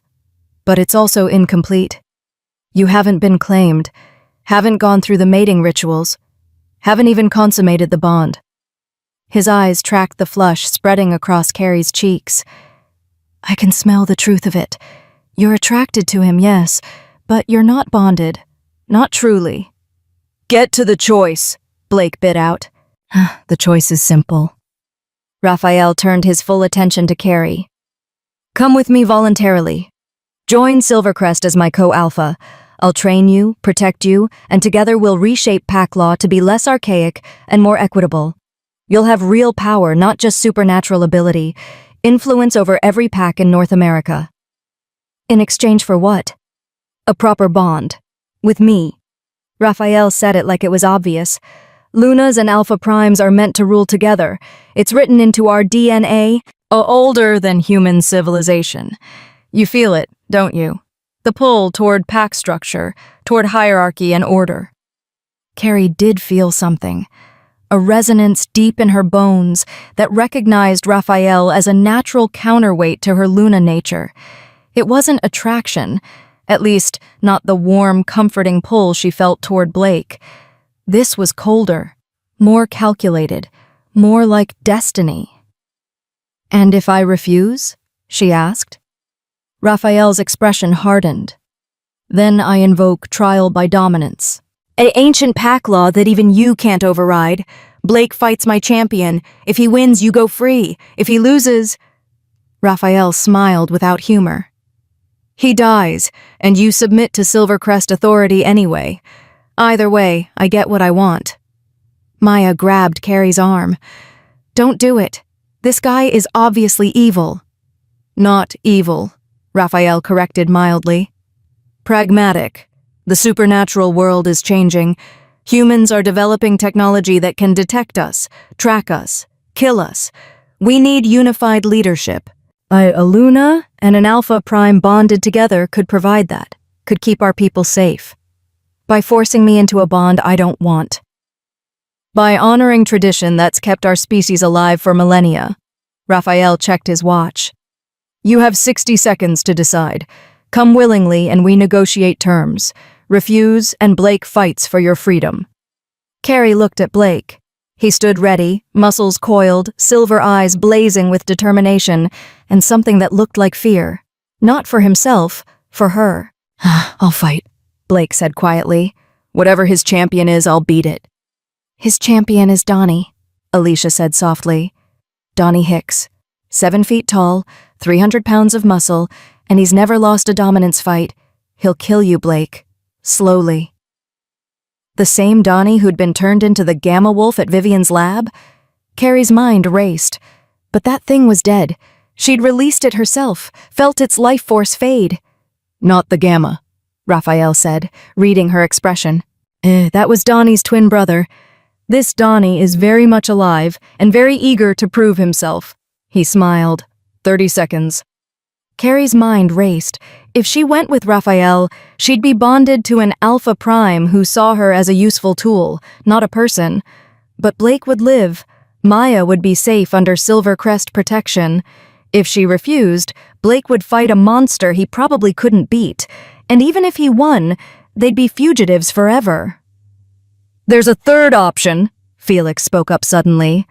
Alicia shot him a warning look, but he continued.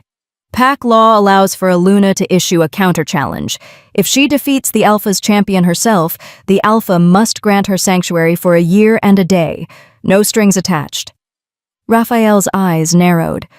"That law hasn't been invoked in 300 years. "But it still stands," Felix insisted. "I checked the archives after Alicia told me about her. A Luna can fight her own battles." "She's been activated for less than 24 hours, Raphael said. "She can't control her power, doesn't know combat techniques, has never shifted fully. It would be suicide." "That's my decision to make," Carrie said. Her heart hammered against her ribs, but her voice was steady. "I invoke the right of counter-challenge. I'll fight your champion myself." Blake grabbed her arm. "Carrie, no." "It's the only way." She met his eyes. "If you fight and lose, I'm trapped anyway. If I fight and lose, at least I went down swinging. And if I win..." "You won't win," Raphael said flatly. "But I admire the courage. Very well. The challenge is accepted." He gestured to Clarence. "Prepare the arena. We fight at dusk. That gives our brave Luna 6 hours to say her goodbyes." The Silvercrest wolves filed out, Alicia lingering at the door. "For what it's worth," she said quietly, "I hope you surprise us all." Then she was gone. Blake pulled Carrie into his arms, him holding her so tightly she could barely breathe. "This is insane! You can't fight Donnie! He's killed 17 wolves in sanctioned dominance fights." "Then I'll be number 18 on his list, or he'll be my first." Carrie pulled back enough to see his face. "Blake, I can't let you die for me. And I can't spend my life bonded to someone who sees me as property. This is the only way. Teach me then, she said. You've got 6 hours to turn me into a fighter. Use them. Blake stared at her for a long moment. Then he smiled, fierce and proud and utterly heartbreaking. You're absolutely your mother's daughter. Is that a yes? That's a yes. He kissed her forehead, gentle and brief. Let's make sure you survive to regret this terrible decision. Chapter 7. The champion kneels. The arena was nothing like Carrie expected. No grand coliseum, no stadium seating. Just a clearing in the forest, ringed by ancient standing stones that hummed with power older than memory. Hundreds of wolves had gathered, some in human form, others halfway shifted, all watching with predatory intensity as Carrie stepped into the circle. The 6 hours of training with Blake had been brutal. He'd pushed her past exhaustion, past pain, forcing her body to remember instincts buried in Luna DNA. How to shift partially without losing control. How to channel power through her limbs instead of just her hands. How to read an opponent's movement by the shift of their weight. You won't beat Donnie with strength, Blake had said, gripping her shoulders as the sun began its descent. He's bigger, stronger, more experienced, but you have something he doesn't. Luna authority. Use it not as a weapon, but as a distraction. When make him hesitate, that's when you strike. Now, standing in the arena with dirt beneath her bare feet and the weight of hundreds of eyes upon her, Carrie tried to remember everything, tried to ignore the terror clawing at her throat. Raphael stood at the northern point of the circle, flanked by his council. He'd changed into ceremonial robes, deep crimson embroidered with silver wolves. He looked like something from another age, powerful and untouchable. The terms, Raphael's voice carried across the clearing. Carrie Strong, Luna of Nopak, has invoked the ancient right of counter-challenge. She will face my champion in single combat. No weapons, no interference. Fight until submission or death. His gold eyes found hers. If she wins, I grant her and her companions sanctuary for 1 year and 1 day. If she loses, she submits to Silvercrest authority and accepts my bond. Agreed, Carrie said, surprised by the steadiness of her voice. Raphael gestured to the southern point. Bring forth the champion. The crowd parted.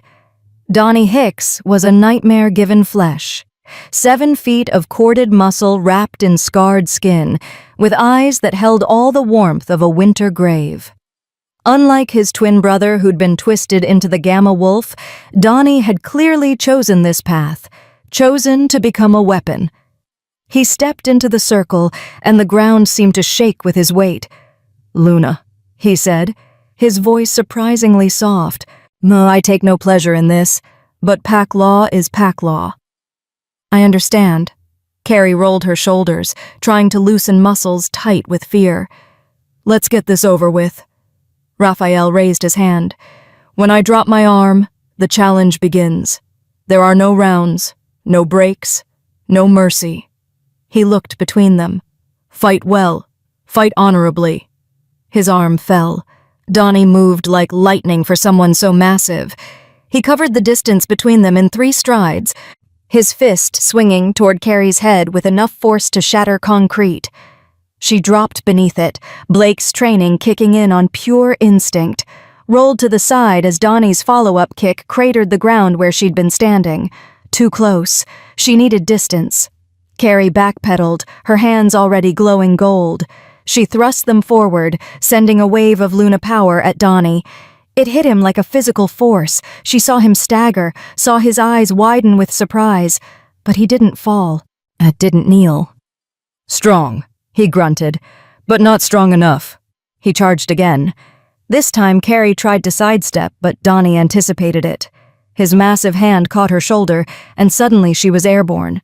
She hit the ground hard enough to see stars, pain exploding through her ribs. The crowd roared. Whether in approval or bloodlust, Carrie couldn't tell. She forced herself up, tasting copper, blood from a split lip. Her Luna healing was already working, but not fast enough. Donnie was on her again, relentless. His fist caught her in the stomach. Air exploded from her lungs. She doubled over, and his knee came up to meet her face. The impact should have knocked her unconscious. Would have, if not for the Luna power flaring in desperate self-defense. She felt her bones knit even as they cracked, felt her flesh repair even as it tore.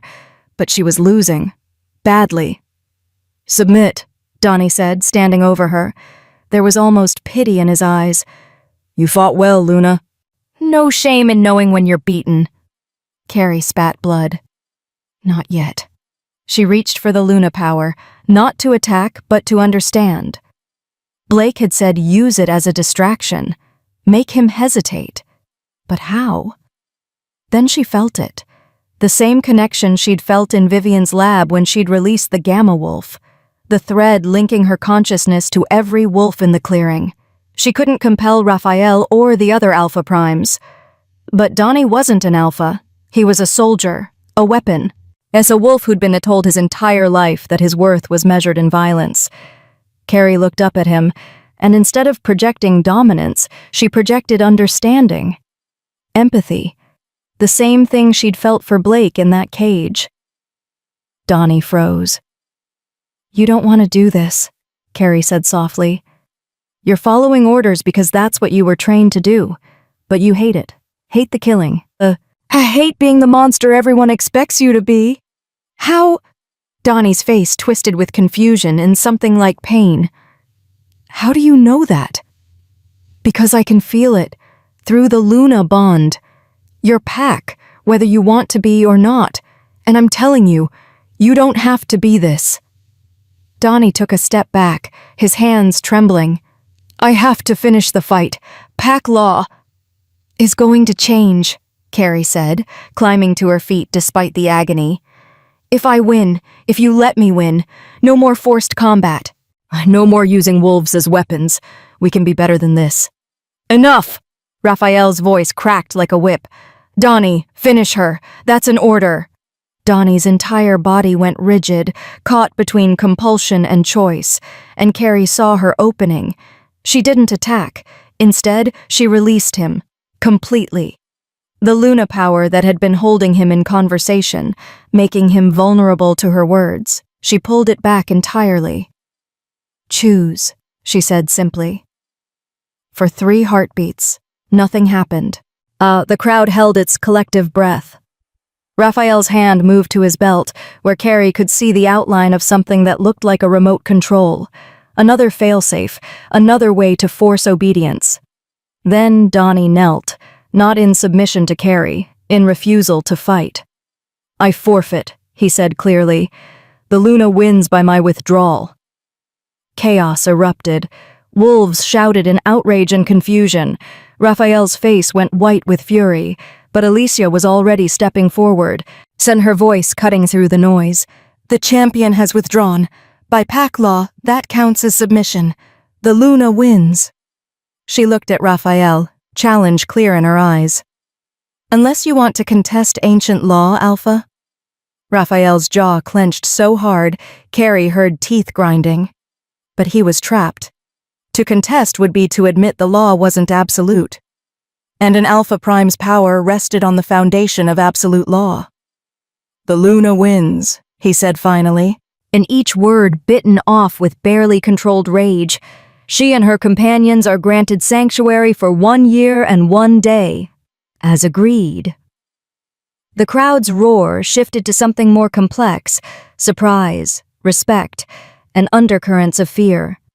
A Luna who could make a champion refuse to fight was a Luna who could reshape pack dynamics entirely. Carrie swayed, exhaustion finally catching up with her. Strong arms caught her before she fell. Blake, who'd somehow gotten past the arena's barriers the moment the fight ended. "You insane, brilliant woman," he murmured against her hair. "You actually did it." "I cheated," Carrie admitted, her voice weak. "Used empathy instead of dominance. That's not how you're supposed to win these things. You won. That's what matters." Blake swept her into his arms, carrying her toward the edge of the arena. Maya was there, face streaked with tears, Felix beside her keeping the crowd at bay. But Raphael stepped into their path. Up close, his fury was a physical thing. His gold eyes burned with it, his power radiating in waves that made even Blake hesitate. "You humiliated me," Raphael said quietly, "in front of my entire pack. Made my champion look weak. Made me look weak." "I gave your champion his freedom," Carrie corrected. "And I proved Luna power doesn't have to be about dominance.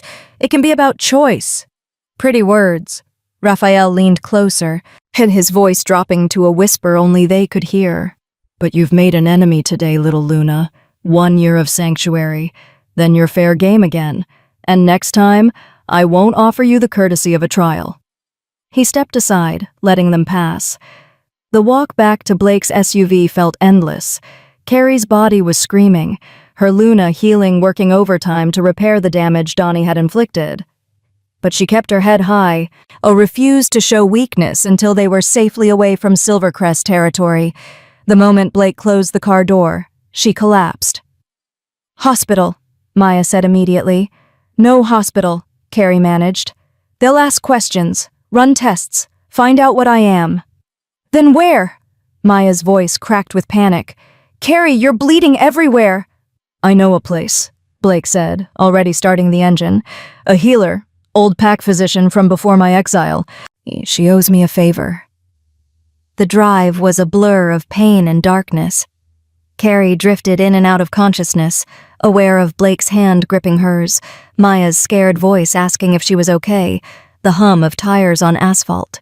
When she woke, she was in a bed that smelled of lavender and antiseptic.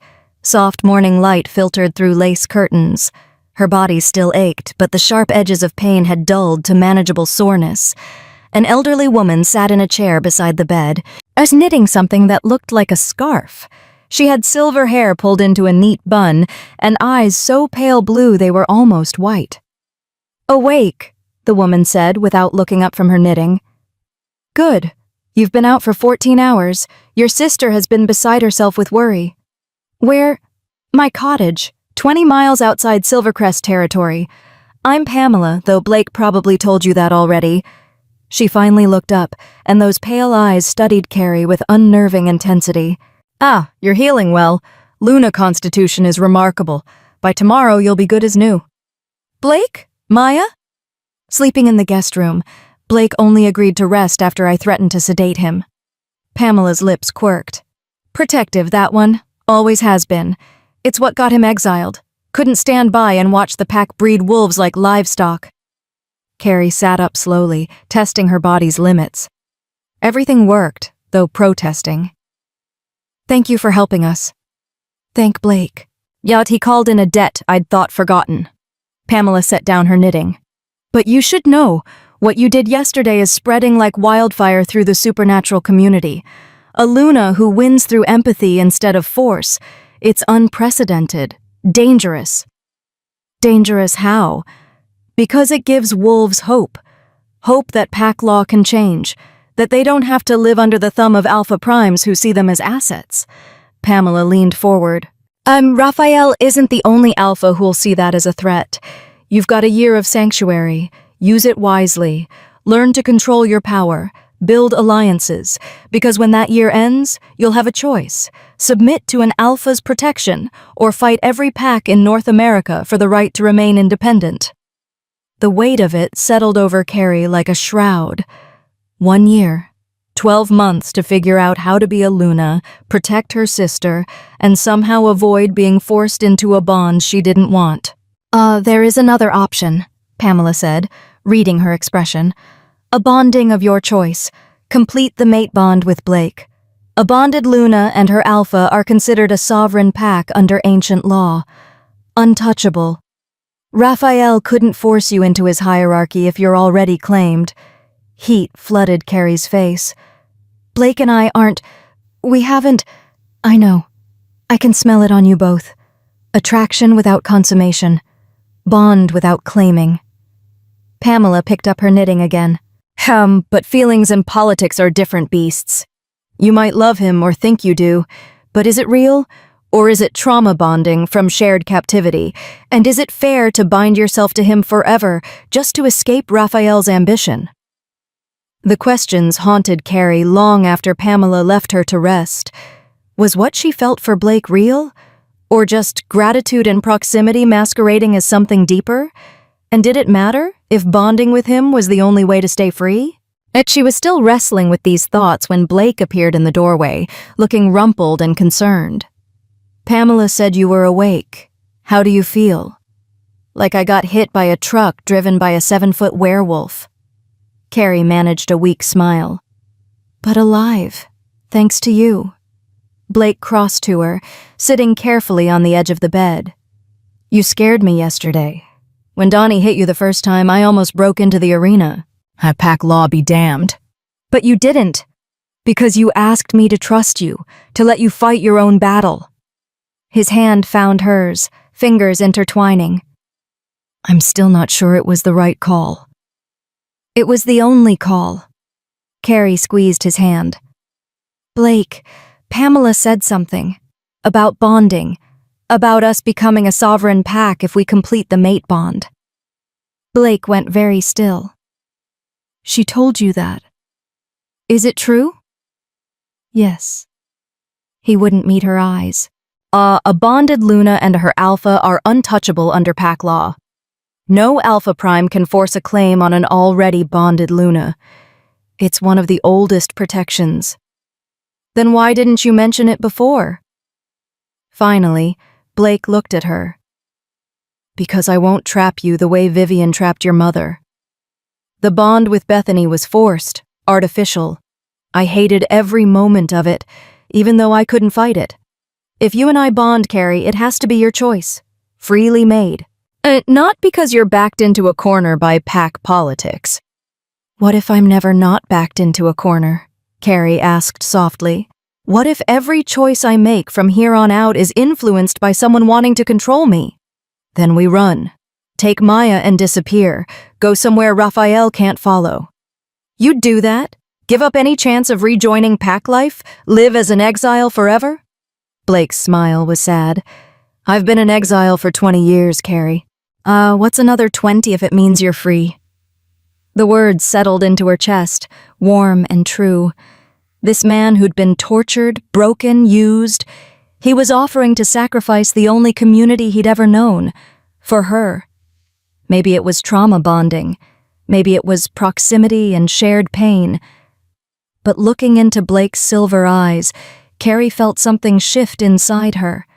A certainty that whatever came next, she wanted to face it with him beside her. "Ask me again," she said. "In a year. When the sanctuary ends and I have to make a real choice. Ask me then if I want the bond." Blake's thumb traced patterns on her palm. "And if you say no? Then we run together. Like you said." She brought his hand to her lips, pressing a kiss to his scarred knuckles. "But I don't think I will." The moment hung between them, fragile and full of promise. Then Maya burst into the room, Pamela hot on her heels. "Carrie, you have to see this!" She thrust a phone into Carrie's hands, and the screen showed a news article. "Billionaire Lucian Thorne arrested in international genetic trafficking ring. Dozens of illegal research facilities discovered." Below it, photos. Vivian in handcuffs, soldiers raiding labs, and buried in the text, a quote from an anonymous source who'd leaked thousands of documents proving 15 years of human experimentation. "The files you uploaded," Maya said, bouncing with excitement. "They went viral. Thorne's entire operation is being exposed. They're shutting down everything." Carrie stared at the article, barely able to process it. Vivian arrested. Thorne arrested. The facilities being closed. All those wolves imprisoned and experimented on, they'd be free. "You did that," Blake said quietly. "You saved them all." Tears pricked Carrie's eyes, not from pain this time, but from something that felt almost like hope. Maybe she couldn't control everything. Maybe pack politics would always be a threat. Yet maybe Raphael would come for her the moment her sanctuary ended. But she'd made a difference. Used her power for something good. And she had a year to figure out the rest. Carrie just chose courage over safety and changed pack law forever. If you believe people who fight for freedom deserve witnesses, please subscribe if you haven't. Because choosing to stand with her costs you nothing, but it means everything. Chapter 8. The Rival. The year passed faster than Carrie expected. Pamela's cottage became their sanctuary in truth. She taught Carrie to control the Luna power, not to suppress it, but to channel it with precision. How to shift fully without losing herself to the wolf, how to sense pack bonds and break compulsions, how to heal with a touch instead of just destroying. Maya thrived too, her dormant genes never activated, much to everyone's relief. She enrolled in online school, she made friends in this nearby town, and only occasionally reminded Carrie that she'd been cloned in a lab and therefore deserved extra dessert. Blake rebuilt himself slowly. The torture scars faded, though the psychological ones took longer. But Carrie watched him transform from a broken exile into something stronger. He trained with her, pushed her, and somewhere along the way stopped looking at her like she was Bethany's ghost and started seeing her as herself. They never talked about the bond. Not directly, but the pull between them grew stronger with each passing month. A hand on the small of her back that lingered too long. Stolen glances across the dinner table, the way they gravitated toward each other in sleep, waking tangled together on the couch. 3 days before the sanctuary year ended, everything changed. Carrie was in the forest, practicing her shift when she felt it. A presence, not hostile, but powerful, ancient, wrong. She spun, already halfway to wolf form, as claws extending. A woman stood at the edge of the clearing. She was stunning, tall and willowy, with hair so blonde it was nearly white, cascading past her waist. Her eyes were the palest gold Carrie had ever seen, almost colorless. She wore a simple white dress that seemed to glow in the dappled sunlight, and her scent was wrong. Not wolf, not human. Something else entirely. "Hello, little Luna," the woman said. Her voice was like wind chimes, beautiful and cold. I've been waiting a very long time to meet you." Carrie's Luna power flared defensively. "Who are you?" "Rude to ask without introducing yourself first?" The woman smiled, and there was something predatory in it despite the delicate features. "But I'll forgive you. Youth is so rarely polite these days. My name is Josefina, though you may know me by my other title, the First Luna." The words hit like a physical blow. "That's impossible. The First Luna died 1,000 years ago." "Did I?" Josefina tilted her head, bird-like. "Or did I simply step back and watch what my children made of the gift I gave them?" She walked closer, each step silent on the forest floor. "You're wondering if I'm real, if this is a trap, if you should run screaming for Blake." "All of the above," Carrie said, not lowering her guard. Josefina laughed, the sound like breaking glass. "I like you, much better than the last Luna I met. She was so convinced of her own importance, she forgot to be afraid, got herself killed trying to compel an Alpha Prime into worship." She stopped 10 feet away. "You at least have survival instincts. What do you want?" "The same thing you do. To see pack law changed. To free wolves from the tyranny of Alpha Primes who've twisted my original intention into something ugly and cruel." Josefina's expression turned serious. "When I created the Luna bloodline, it was meant to be balance. And Alphas provide structure and strength. Lunas provide compassion and wisdom. Together, they were supposed to lead as equals. But that's not what happened. No, because Alpha Primes discovered they could breed out the Luna gene if they were careful. Kill the female cubs who showed signs of activation.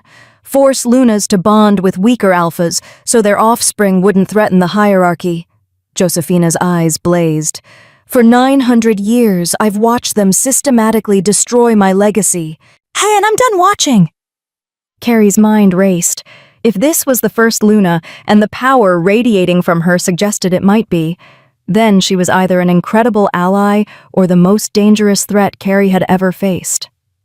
"Why reveal yourself now?" Carrie asked. Because you're the first natural-born Luna in 300 years. The first one they didn't create in a lab, didn't force into activation through trauma. You chose to fight, chose to save your sister. Chose to face Donnie not with dominance but with empathy. Josefina smiled. You're proof that my vision can still work. That Lunas don't have to be weapons or breeding stock. They can be leaders. Raphael won't see it that way. Raphael is the exact problem I'm talking about. Josefina's voice hardened. An Alpha Prime so convinced of his own superiority, he can't imagine power existing outside his control. In 3 days, your sanctuary ends. He'll come for you. And when he does, you'll have another choice to make. Bonding with Blake or submitting to Raphael, I know. No. Josefina stepped closer. There's a third option I'm offering. Bond with me. Carrie's breath caught. What? Not a romantic bond. A Luna bond. Teacher to student. First to inheritor. I can give you access to power you can't imagine. Make you strong enough that no Alpha Prime, not even Raphael, could force you into anything. Josefina extended her hand. Oh, all you have to do is accept. What's the catch? Josefina's smile turned sharp. Smart girl. The catch is this. Power always has a price. To access the full Luna legacy, you'd have to give up your humanity. Become fully wolf. No more walking in the human world. No more pretending you're anything other than what you are. I'd lose my human form? You'd transcend it. Become what I am. Ageless, powerful, eternal. A true Luna in every sense. Josefina's eyes gleamed. Think about it. No more running, no more hiding, no more letting men like Raphael dictate your future. It was tempting. God, it was tempting. But Carrie thought of Maya, who needed her human sister. Of Blake, whose silver eyes saw her as a woman, not just a Luna. Of Pamela, who'd taught her that power without connection was just isolation wearing a crown. I can't, Carrie said. I won't give up my humanity. It's what makes me different from the alphas who see wolves as property. I care. I love. I choose. Josefina's expression shifted to something like disappointment. Then you'll lose. Raphael is too strong, too entrenched. And Blake, for all his loyalty, isn't powerful enough to protect you from what's coming. Maybe. But at least I'll lose as myself. Brave. Foolish. But brave. Josefina began to fade, her form becoming translucent. When Raphael comes for you in 3 days, remember this conversation. Remember I offered you an escape. And when you're bound to an Alpha Prime who sees you as a trophy, don't say I didn't warn you. She vanished like smoke. Carrie stood alone in the clearing, her heart hammering. Real or hallucination? Ancient Luna or elaborate trap? She ran back to the cottage. Blake was on the porch, sharpening a knife. He took one look at her face and was on his feet. What happened? Carrie told him everything. Josefina, the offer, the warning about Raphael. Blake listened without interrupting, and his expression growing darker with each word. If it was really the first Luna, he said when she finished, then she's right about one thing. Raphael won't stop. When the sanctuary ends, he'll come with everything he has. Then we run, like we planned. And go where? Blake set down the knife. Carrie, there's nowhere Raphael can't reach. He controls half the packs in North America, has alliances with European councils. Even if we run to South America or Asia, word will spread. As a Luna without protection is too valuable to ignore. Then what do we do? Blake was quiet for a long moment. Then, we complete the bond, tonight, before Raphael can interfere. Carrie's breath caught.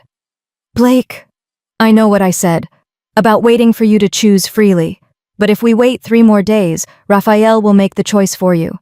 At least this way, it's still your decision. He took her hands. I'm not going to pretend this is romantic or ideal. It's strategic. But Carrie, I meant what I said before. I want to face whatever comes next with you, as equals, as partners, as mates. If you'll have me. Carrie looked into his silver eyes and saw everything she'd come to rely on over the past year. Strength without cruelty, protection without possession, love without conditions. Maybe it wasn't the fairy tale she'd imagined as a girl. No candlelit proposal, no perfect moment, just two scarred people choosing each other because the alternative was unthinkable. "Yes," she said. "Let's do it." Blake's relief was palpable. He kissed her forehead, gentle and reverent. "I'll tell Pamela. She'll know the ritual." He started toward the cottage, but Carrie caught his arm. "Blake, when this is over, when we're bonded and Raphael can't touch us, can we still choose each other? Without the politics and the pack law and all of it?" Blake cupped her face. "I've been choosing you since the moment you touched me through that barrier, Carrie." The bond just makes it official." That night, under a full moon, Pamela performed the mating ritual in the forest clearing where Carrie had met Josefina. It was simple, ancient, binding.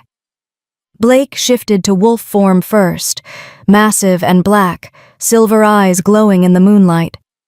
Carrie followed, her Luna wolf emerging for the first time in months, pure white with gold eyes that reflected Blake's silver like twin stars. The bond snapped into place with an almost audible click. Carrie felt everything. Blake's fierce protectiveness, his lingering trauma from captivity, his absolute certainty that she was worth any sacrifice, and beneath it all, love. Real, complicated, hard-won love. She felt her own emotions flow back to him. Trust, gratitude, the beginnings of something that might become love if given time to grow naturally. When they shifted back to human form, something had changed. The connection between them was no longer potential. It was solid, unbreakable, at a tether linking their souls. Pamela smiled, tears in her pale eyes. "It's done. You're mated, bonded, as sovereign as any pack in existence." Carrie collapsed into Blake's arms, exhausted and elated and terrified all at once. 2 days later, Raphael came. He brought his entire council and half the Silvercrest pack. They surrounded Pamela's cottage at dawn, weapons gleaming, eyes cold. Blake stepped onto the porch, Carrie beside him. They were dressed simply, jeans and t-shirts, no ceremony or pretense, but the mate bond was visible to anyone who knew to look, a shimmer of gold and silver intertwining around them like a living thing. Raphael's expression went from confident to shocked to furious in the space of a heartbeat. "You bonded." "We did," Blake said calmly. "Which makes us sovereign, untouchable. By your own law, Raphael." "I don't accept this." Raphael's power flared, making the air pressure drop. "This is a violation of the sanctuary terms." "Yet you were supposed to present yourself for evaluation, not bond with a disgraced exile." "The sanctuary term said nothing about bonding," Carrie interrupted. "We checked, extensively, with multiple legal scholars who know pack law better than you do." Raphael's jaw clenched. "You think this protects you? You're bonded to a broken alpha with no pack, no territory, no resources. I could crush you both with a single command to my wolves." "Try it," Blake said softly, "and learn what a bonded Luna can do when someone threatens her mate." The threat hung in the air. Raphael's wolves shifted nervously, caught between their alpha's command and the primal fear of facing Luna wrath. Alicia stepped forward from the crowd. "Alpha Raphael! They're within their rights. We can't force a bond that already exists." "Then I'll break it." Raphael's eyes blazed gold. Ancient law allows for bond dissolution if the union was made under duress or deception. "It wasn't," Carrie said. "I chose him, freely. Witnesses can attest to it." "I was a witness," Pamela called from the cottage doorway. "As was the girl, Maya. The bonding was consensual and properly performed. You have no legal standing to contest it." Raphael looked like he wanted to burn the world down, but he was trapped by the same laws that gave him power. To break them would be to admit they weren't absolute. "Fine," he said finally, venom dripping from the word. You're sovereign, for now. But understand this, Blake Jordan. You've made an enemy of the most powerful pack in North America. And enemies of Silvercrest don't tend to live long, happy lives. Is that a threat against a sovereign pack? Blake's smile was cold, because that would be grounds for war. And I don't think you want to explain to the council why you started a territorial conflict over a bonding. Raphael's hands clenched into fists. For a moment, Carrie thought he might attack anyway, consequences be damned. Then Alicia touched his arm. Alpha, let it go. We have bigger concerns. The Thorn facilities. There are wolves emerging who need homes, stability, leadership. This fight isn't worth it. Slowly, Raphael's fury cooled to something more controlled. You're right. There are more important matters. He looked at Carrie. Enjoy your sovereignty, Luna, but remember, power without a pack is just isolation. And when you finally realize what you've given up for this broken alpha, don't come crawling to Silvercrest for mercy. He turned and walked away, his wolves following. Carrie sagged against Blake, her legs suddenly weak. Did that actually work? For now. Blake held her tight. But he meant what he said. We have a target on our backs. Then we make sure we're too valuable to kill, Carrie said. The wolves freed from Thorn's facilities. They need help. Rehabilitation. Homes. We can provide that. Build alliances. Become too useful to destroy. Blake pulled back enough to look at her. You want to start our own pack? Not a traditional one. No forced hierarchy. No alpha primes controlling everything. A pack based on choice and mutual protection. Carrie's mind raced with possibilities. We help the ones no one else wants. The broken ones. The exiles. We become the alternative to Raphael's way. That's ambitious. Dangerous. Revolutionary. So am I. Carrie stood on her toes and kissed him, quick and fierce. We're bonded now. Equals. Partners. Let's prove that pack law can evolve. Blake's smile was real this time. Yes, my Luna. Our Luna, Carrie corrected. We do this together or not at all. Together, Blake agreed. And as the sun rose over Pamela's cottage, Carrie felt something she hadn't experienced since that cage. Certainty. Not about the future, that was still terrifyingly uncertain, but about who she was and what she wanted. She was Carrie Strong, Luna, mate, leader of a pack that didn't exist yet but would change everything. And she was done running. Chapter 9. The Gathering. 6 months after the bonding, Carrie stood on the porch of what used to be an abandoned logging camp and was now home to 43 wolves who had nowhere else to go. The transformation had been remarkable. What started as a desperate offer to help 3 wolves freed from one of Thorn's facilities had grown into something resembling a movement. Word spread through the supernatural underground. There was a Luna who didn't force submission, who accepted exiles and broken wolves, who asked only that you contribute however you could. They came in 1s and 2s at first, a scarred female named Bethany who'd been used in breeding programs, a young male named Travis who'd been rejected by his birth pack for refusing to fight, an elderly wolf called Simon who'd lost his mate and had nowhere left to belong. Then they came in groups. Families displaced when their packs dissolved, teenagers running from forced bondings, and soldiers who'd deserted Raphael's army after seeing too much violence. Blake had been skeptical at first. We don't have resources to feed this many. Don't have housing, medical supplies, proper security. But Carrie had learned something from Vivian's files. Her stepmother's pharmaceutical empire had included legitimate businesses, manufacturing facilities, distribution networks, research grants. When Vivian was arrested, those assets were frozen pending investigation. Carrie hired a lawyer. Argued that as Vivian's daughter and victim, she had a claim to restitution. It took 4 months of legal battles, but eventually she won. Not everything, most of Vivian's wealth was seized by the government, but enough to buy this land, renovate the buildings, and establish something sustainable. Now the camp thrived. They grew their own food, ran a carpentry business that supplied timber to nearby towns, even started a small medical clinic run by Pamela and 2 other wolf healers who'd found their way here. But it wasn't all success.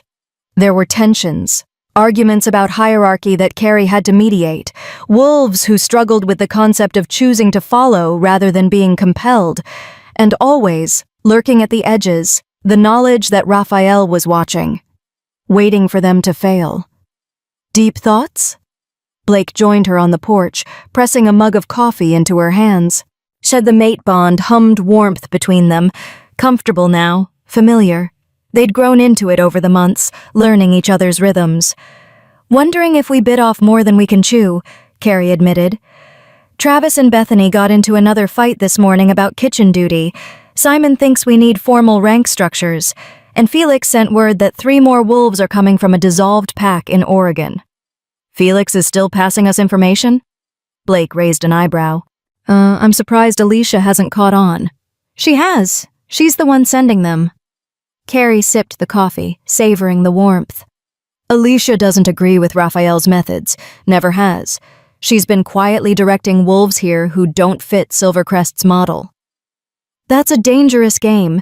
If Raphael finds out, he already knows. Carrie set down the mug.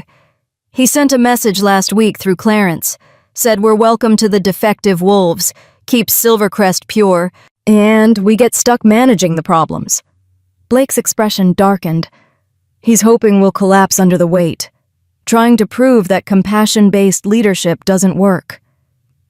Then we prove him wrong. A howl cut through the morning air, not distress, but announcement. Someone was approaching, multiple someones.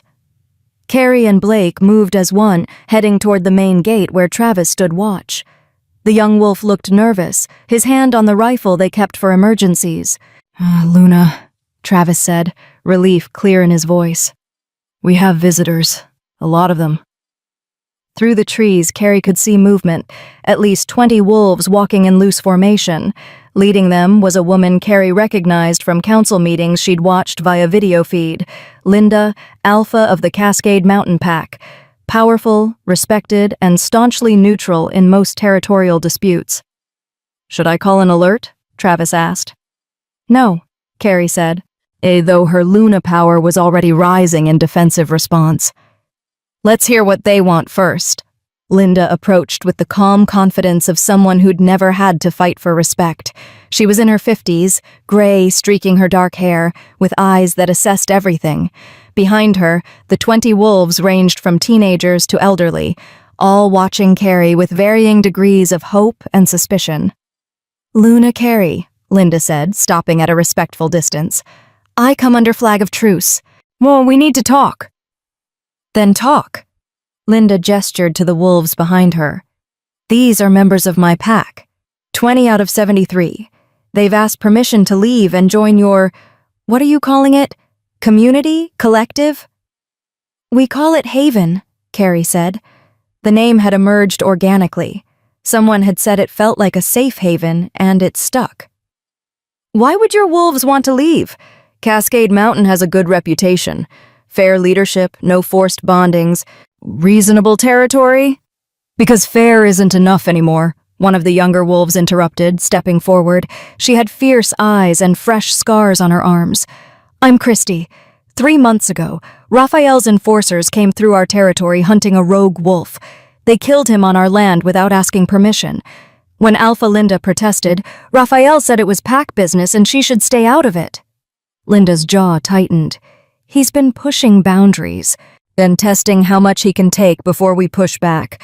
But pushing back means war, and war means my pack gets slaughtered. So I've been trying diplomacy.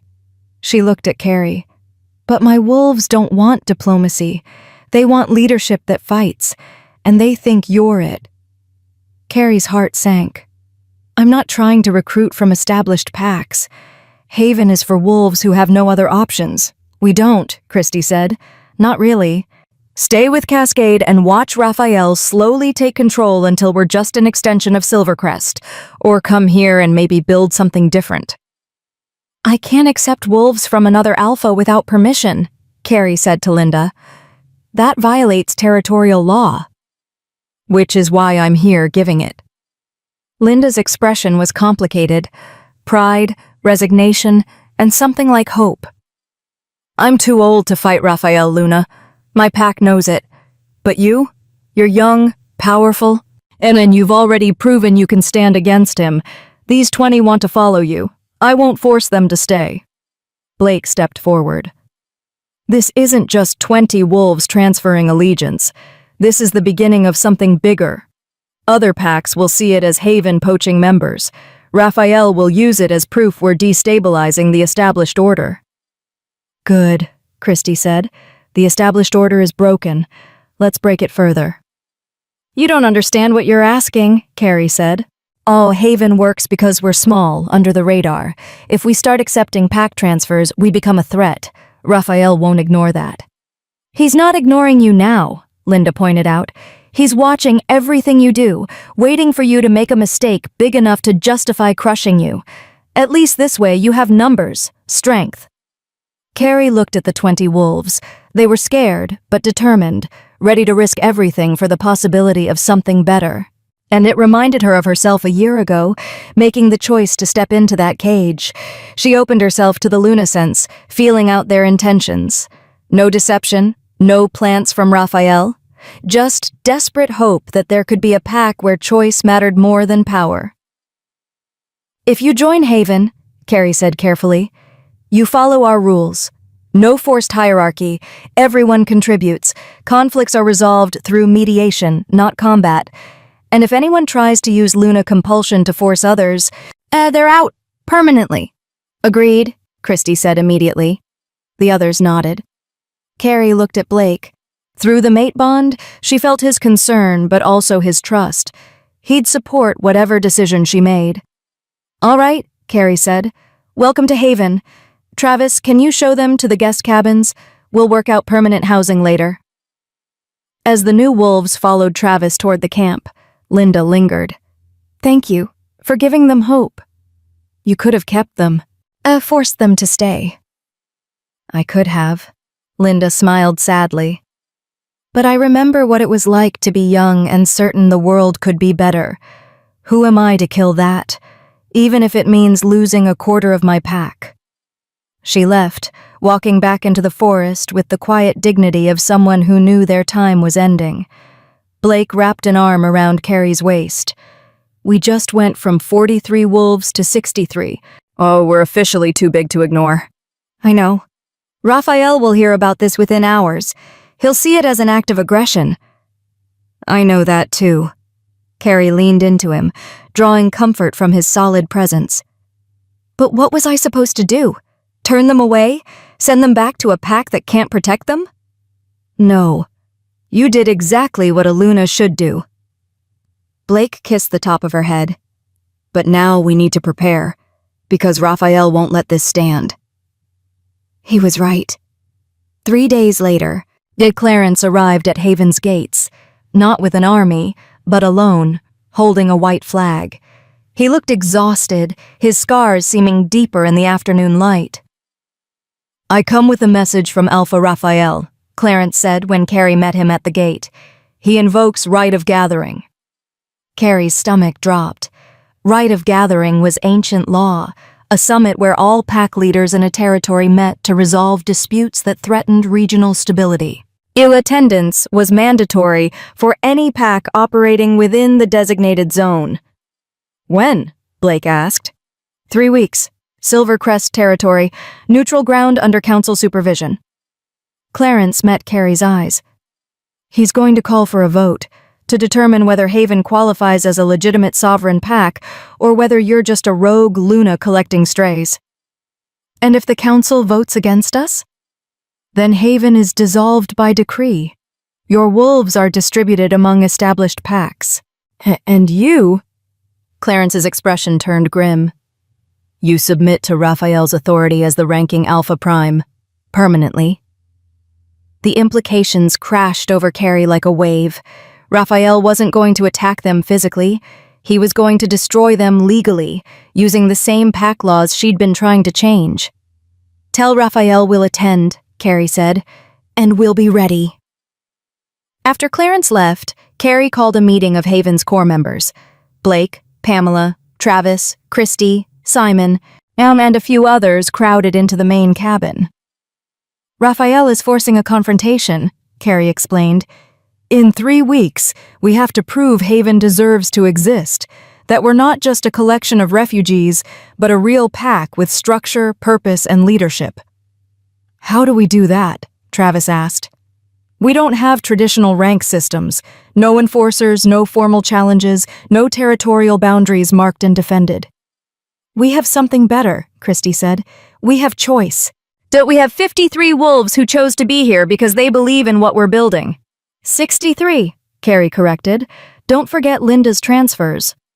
"Belief isn't enough for the council," Simon said quietly.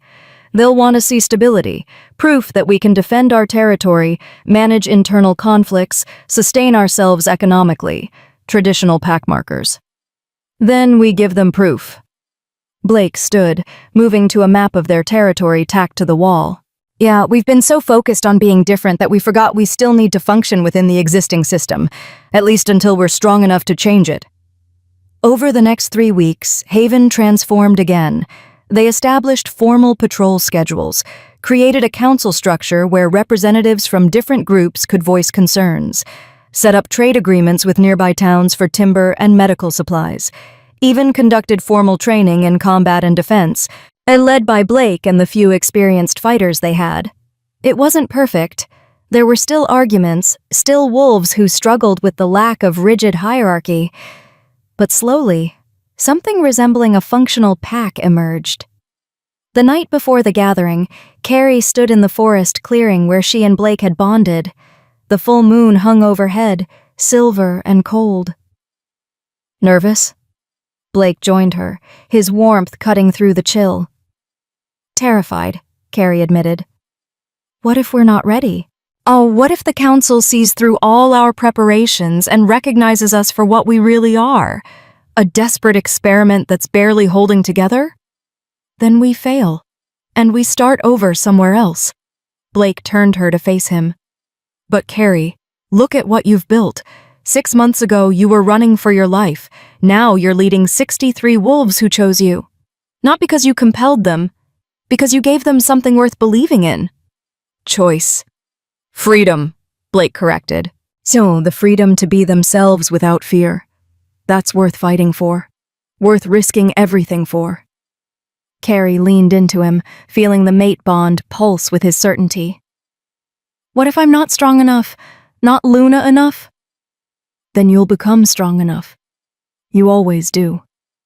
He cupped her face. "I've watched you grow from a terrified woman in a cage to a leader who makes Alpha Primes nervous. You're already more than you think you are."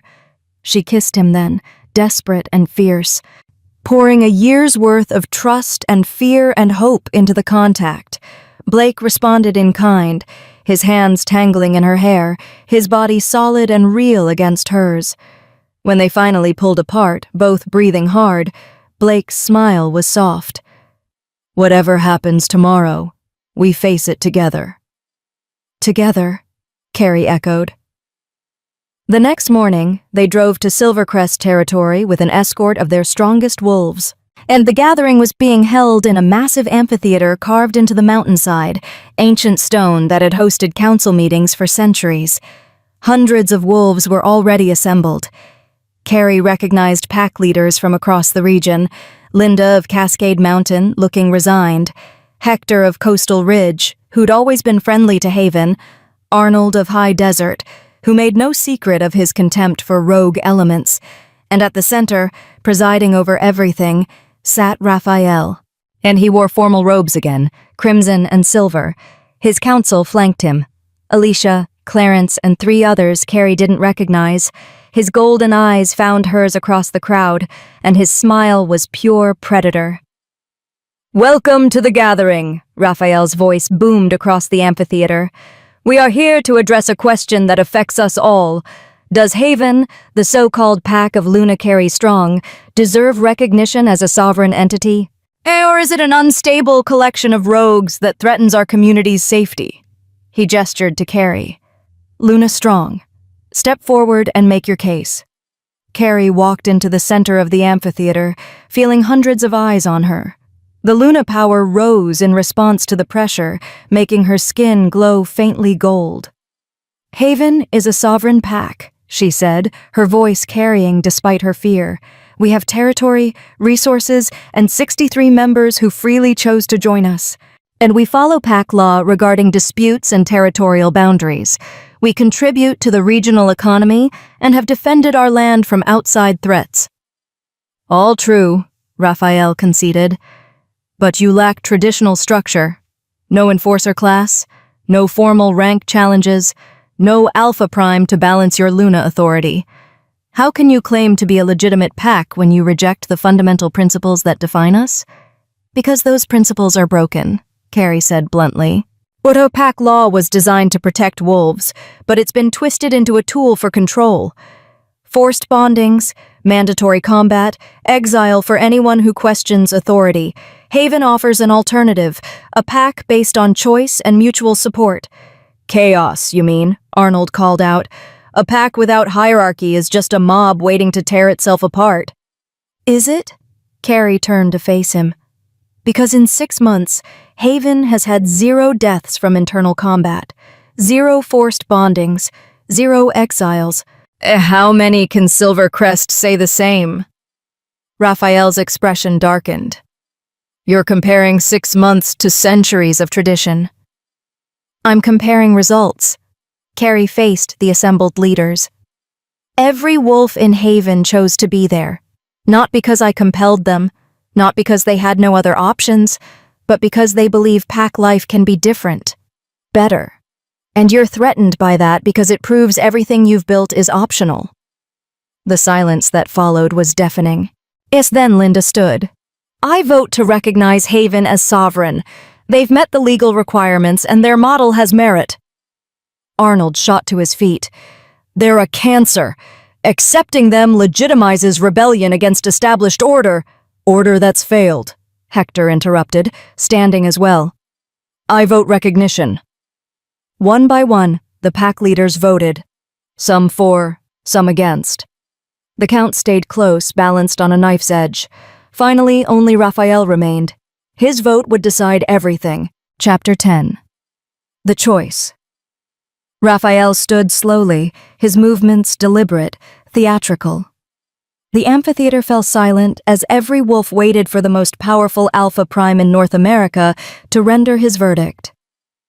This vote, Raphael said, his voice carrying across the stone, is about more than just Haven. It's about the future of pack law itself. Do we evolve, as Luna Carey suggests, or do we hold to traditions that have kept our people alive for millennia? He walked down from his seat, approaching Carey in the center of the arena. Up close, his power was overwhelming, a pressure that made the air thick, that made lesser wolves drop their eyes. But Carey held his gaze.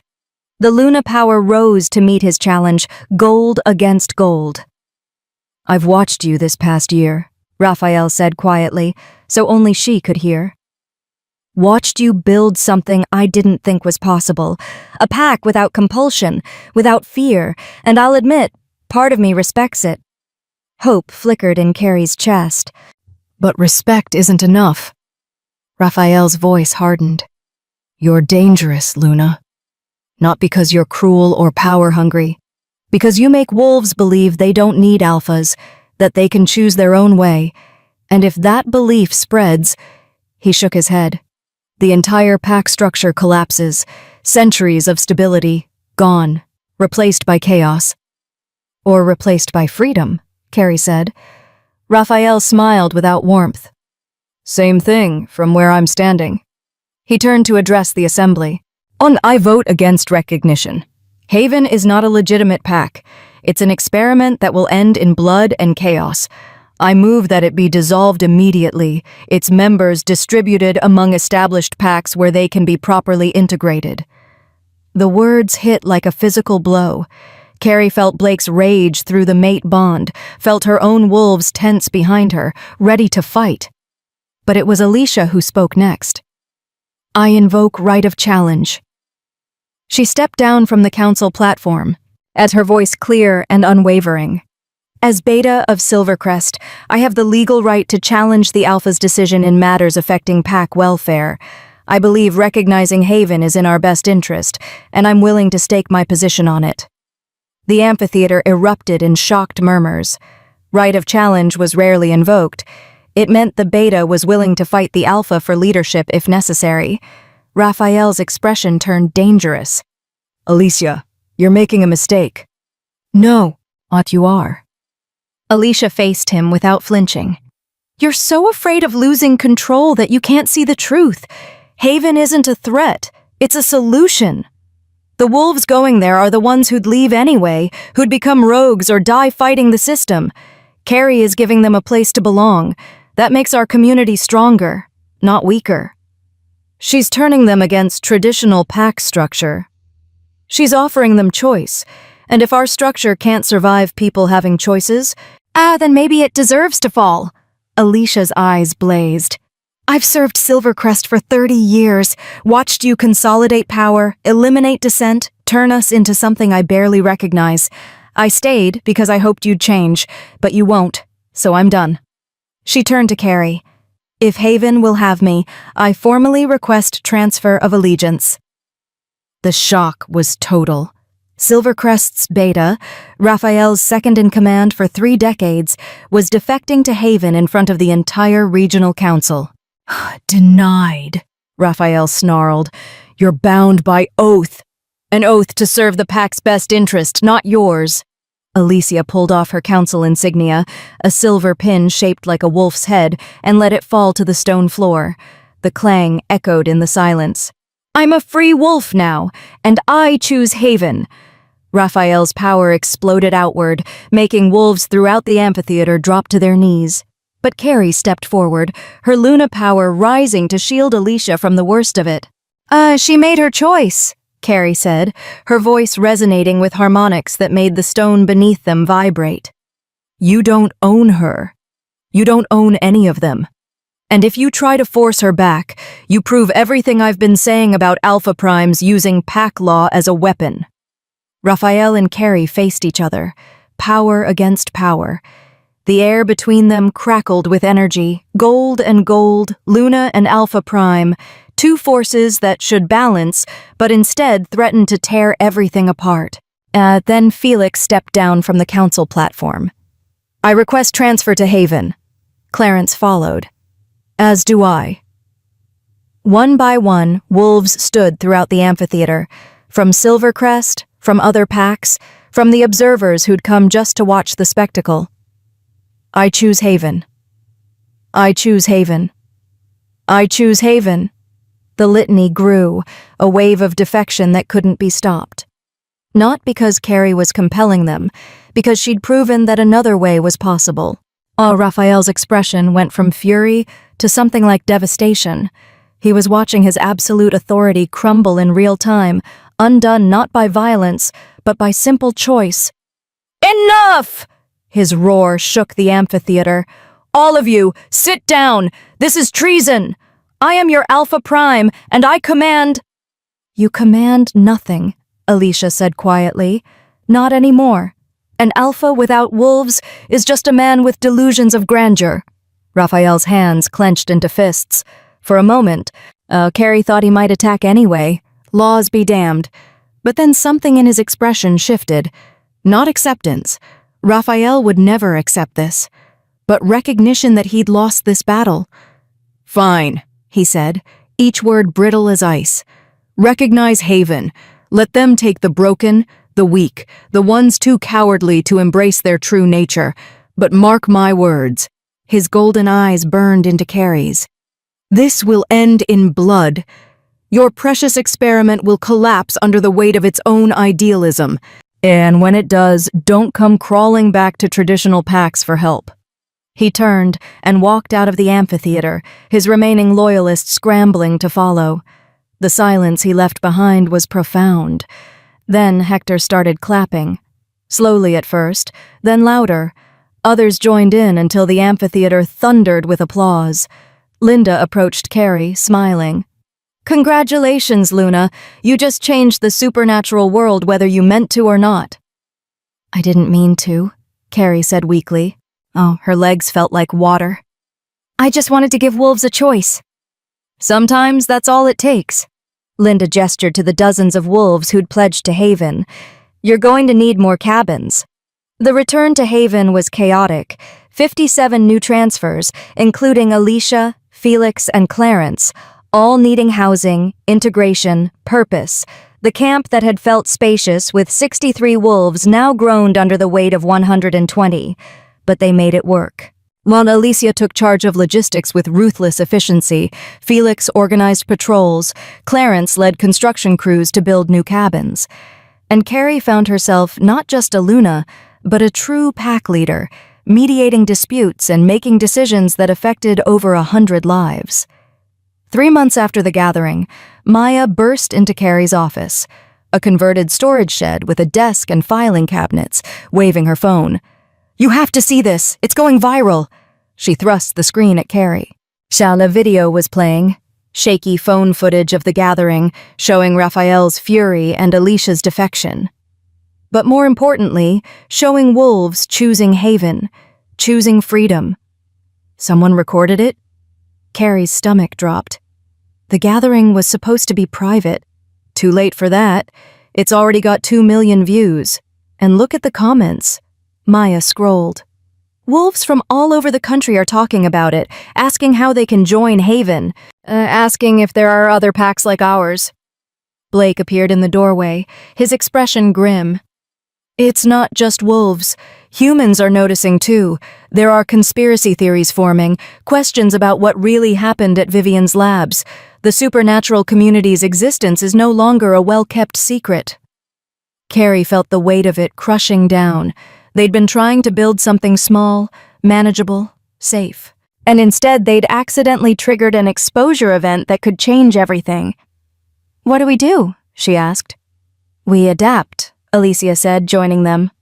The old way was secrecy and isolation. Maybe it's time for something new. Controlled revelation. Integration with human society on our terms, instead of being hunted when they inevitably discover us. That's insane, Blake said.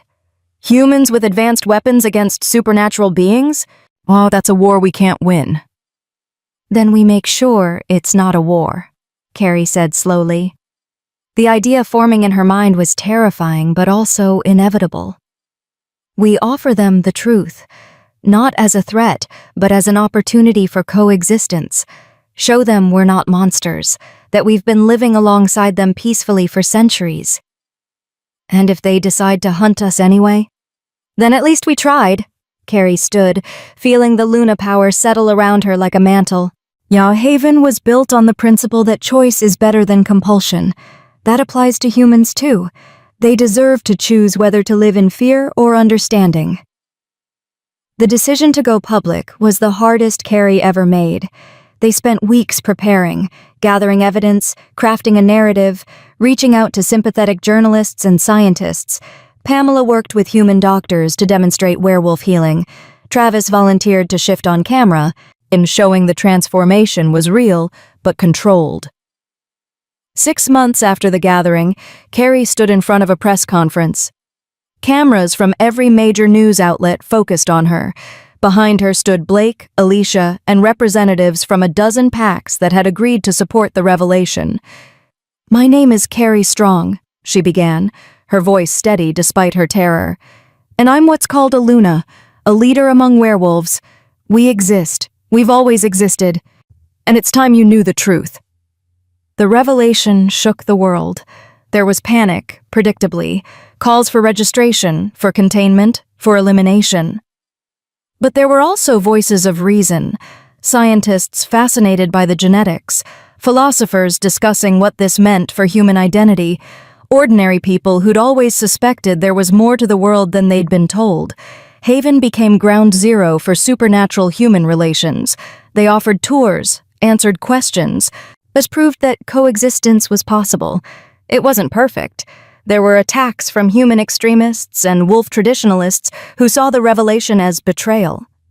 But slowly, impossibly, it worked. 1 year after going public, Carrie stood in the same forest clearing where she and Blake had bonded. But this time she wasn't alone. Maya was there, finally old enough to understand the full scope of what they'd built. Alicia, who'd become Haven's official ambassador to human governments. Felix, Clarence, Travis, Christy, all the wolves who'd taken a chance on something different. And Blake, always Blake, her anchor and her equal. "We did it," Carrie said quietly. "We actually did it." "You did it," Blake corrected. "I just held on for the ride." "We did it together." Carrie leaned into him, feeling the mate bond pulse with affection and pride. "From that cage to here, together." Maya rolled her eyes. "You two are disgustingly romantic. Can we eat now?" "Oh, the feast is getting cold." They walked back to the main camp, where hundreds of wolves and invited human guests mingled at long tables. It was Haven's first official anniversary celebration, marking 1 year since the gathering that changed everything. Raphael hadn't come, of course. He'd retreated to Silvercrest territory, maintaining the old ways with the diminished number of wolves who still followed him. But even he'd stopped openly opposing Haven. Hard to argue with success. As the celebration wore on, Carrie found herself standing apart from the crowd, watching. A year ago, she'd been terrified, powerless, trapped. Now she led a pack of over 300 wolves, had changed pack law, had revealed the supernatural world to humanity, and somehow made it work. But the most important change was internal. She wasn't Bethany's shadow anymore, wasn't Vivian's victim or Raphael's target. She was herself, Carrie Strong, Luna of Haven, mate to Blake, leader in her own right. "Oh, Penny, for your thoughts?" Blake wrapped his arms around her from behind. "Just thinking how far we've come, how much has changed." "Any regrets?" Carrie thought about the questions seriously, about the cage, the pain, the impossible choices, about the wolves who'd died in the struggles, about the humans who'd reacted with violence and fear. "No," she said finally. "I'd do it all again. Every terrible moment.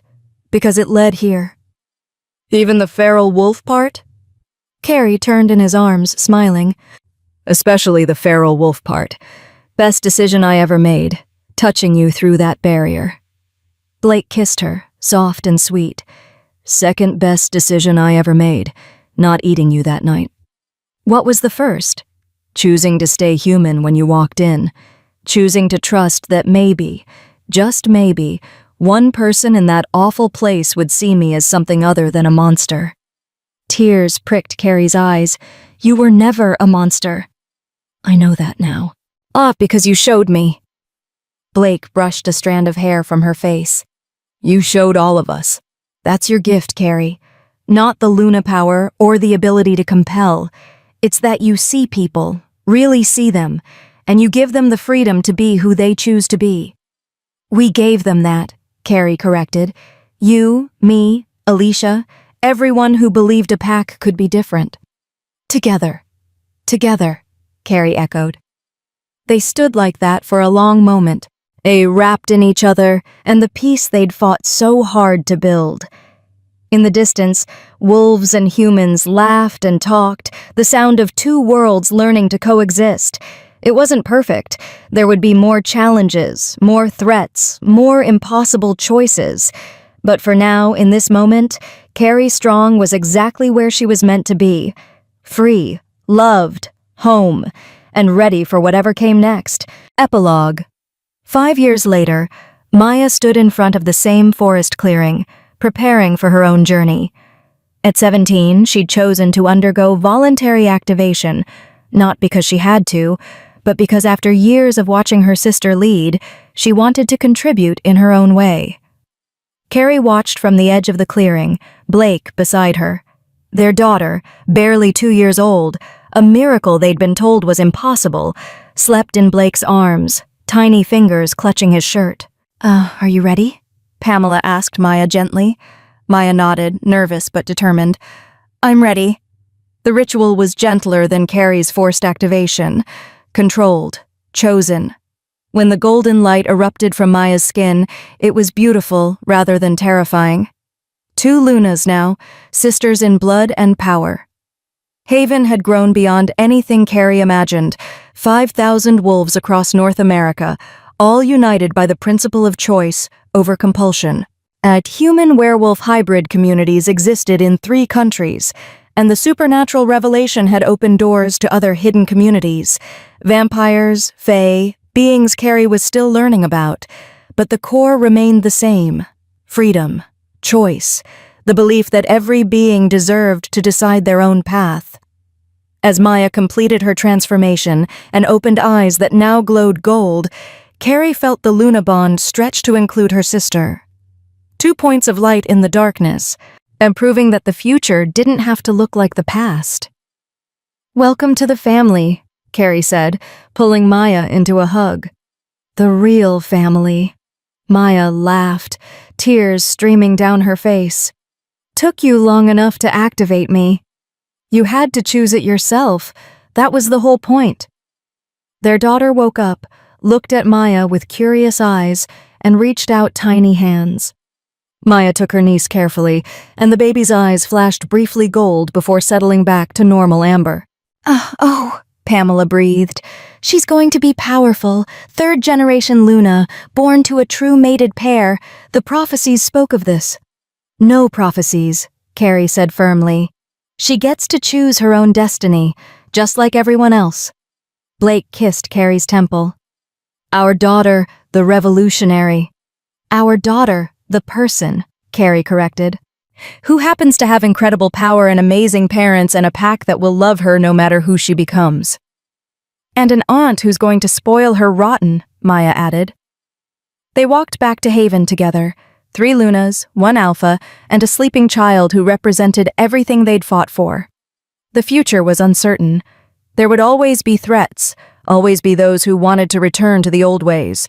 But looking at her family, her pack, the world they'd helped create, and Carrie knew one thing with absolute certainty: it was worth it.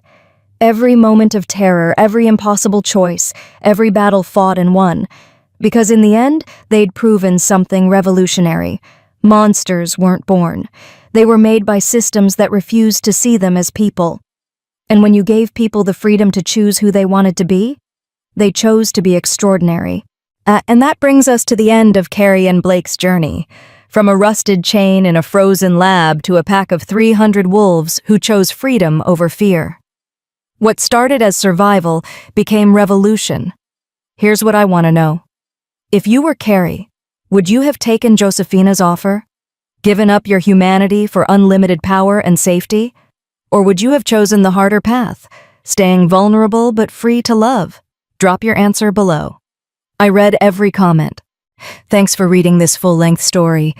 If you loved Carrie's journey from prisoner to queen, smash that like button. And if you want more stories where the monster isn't who you think, hit subscribe. New story drops next week, and trust me, you don't want to miss it. See you in the next one.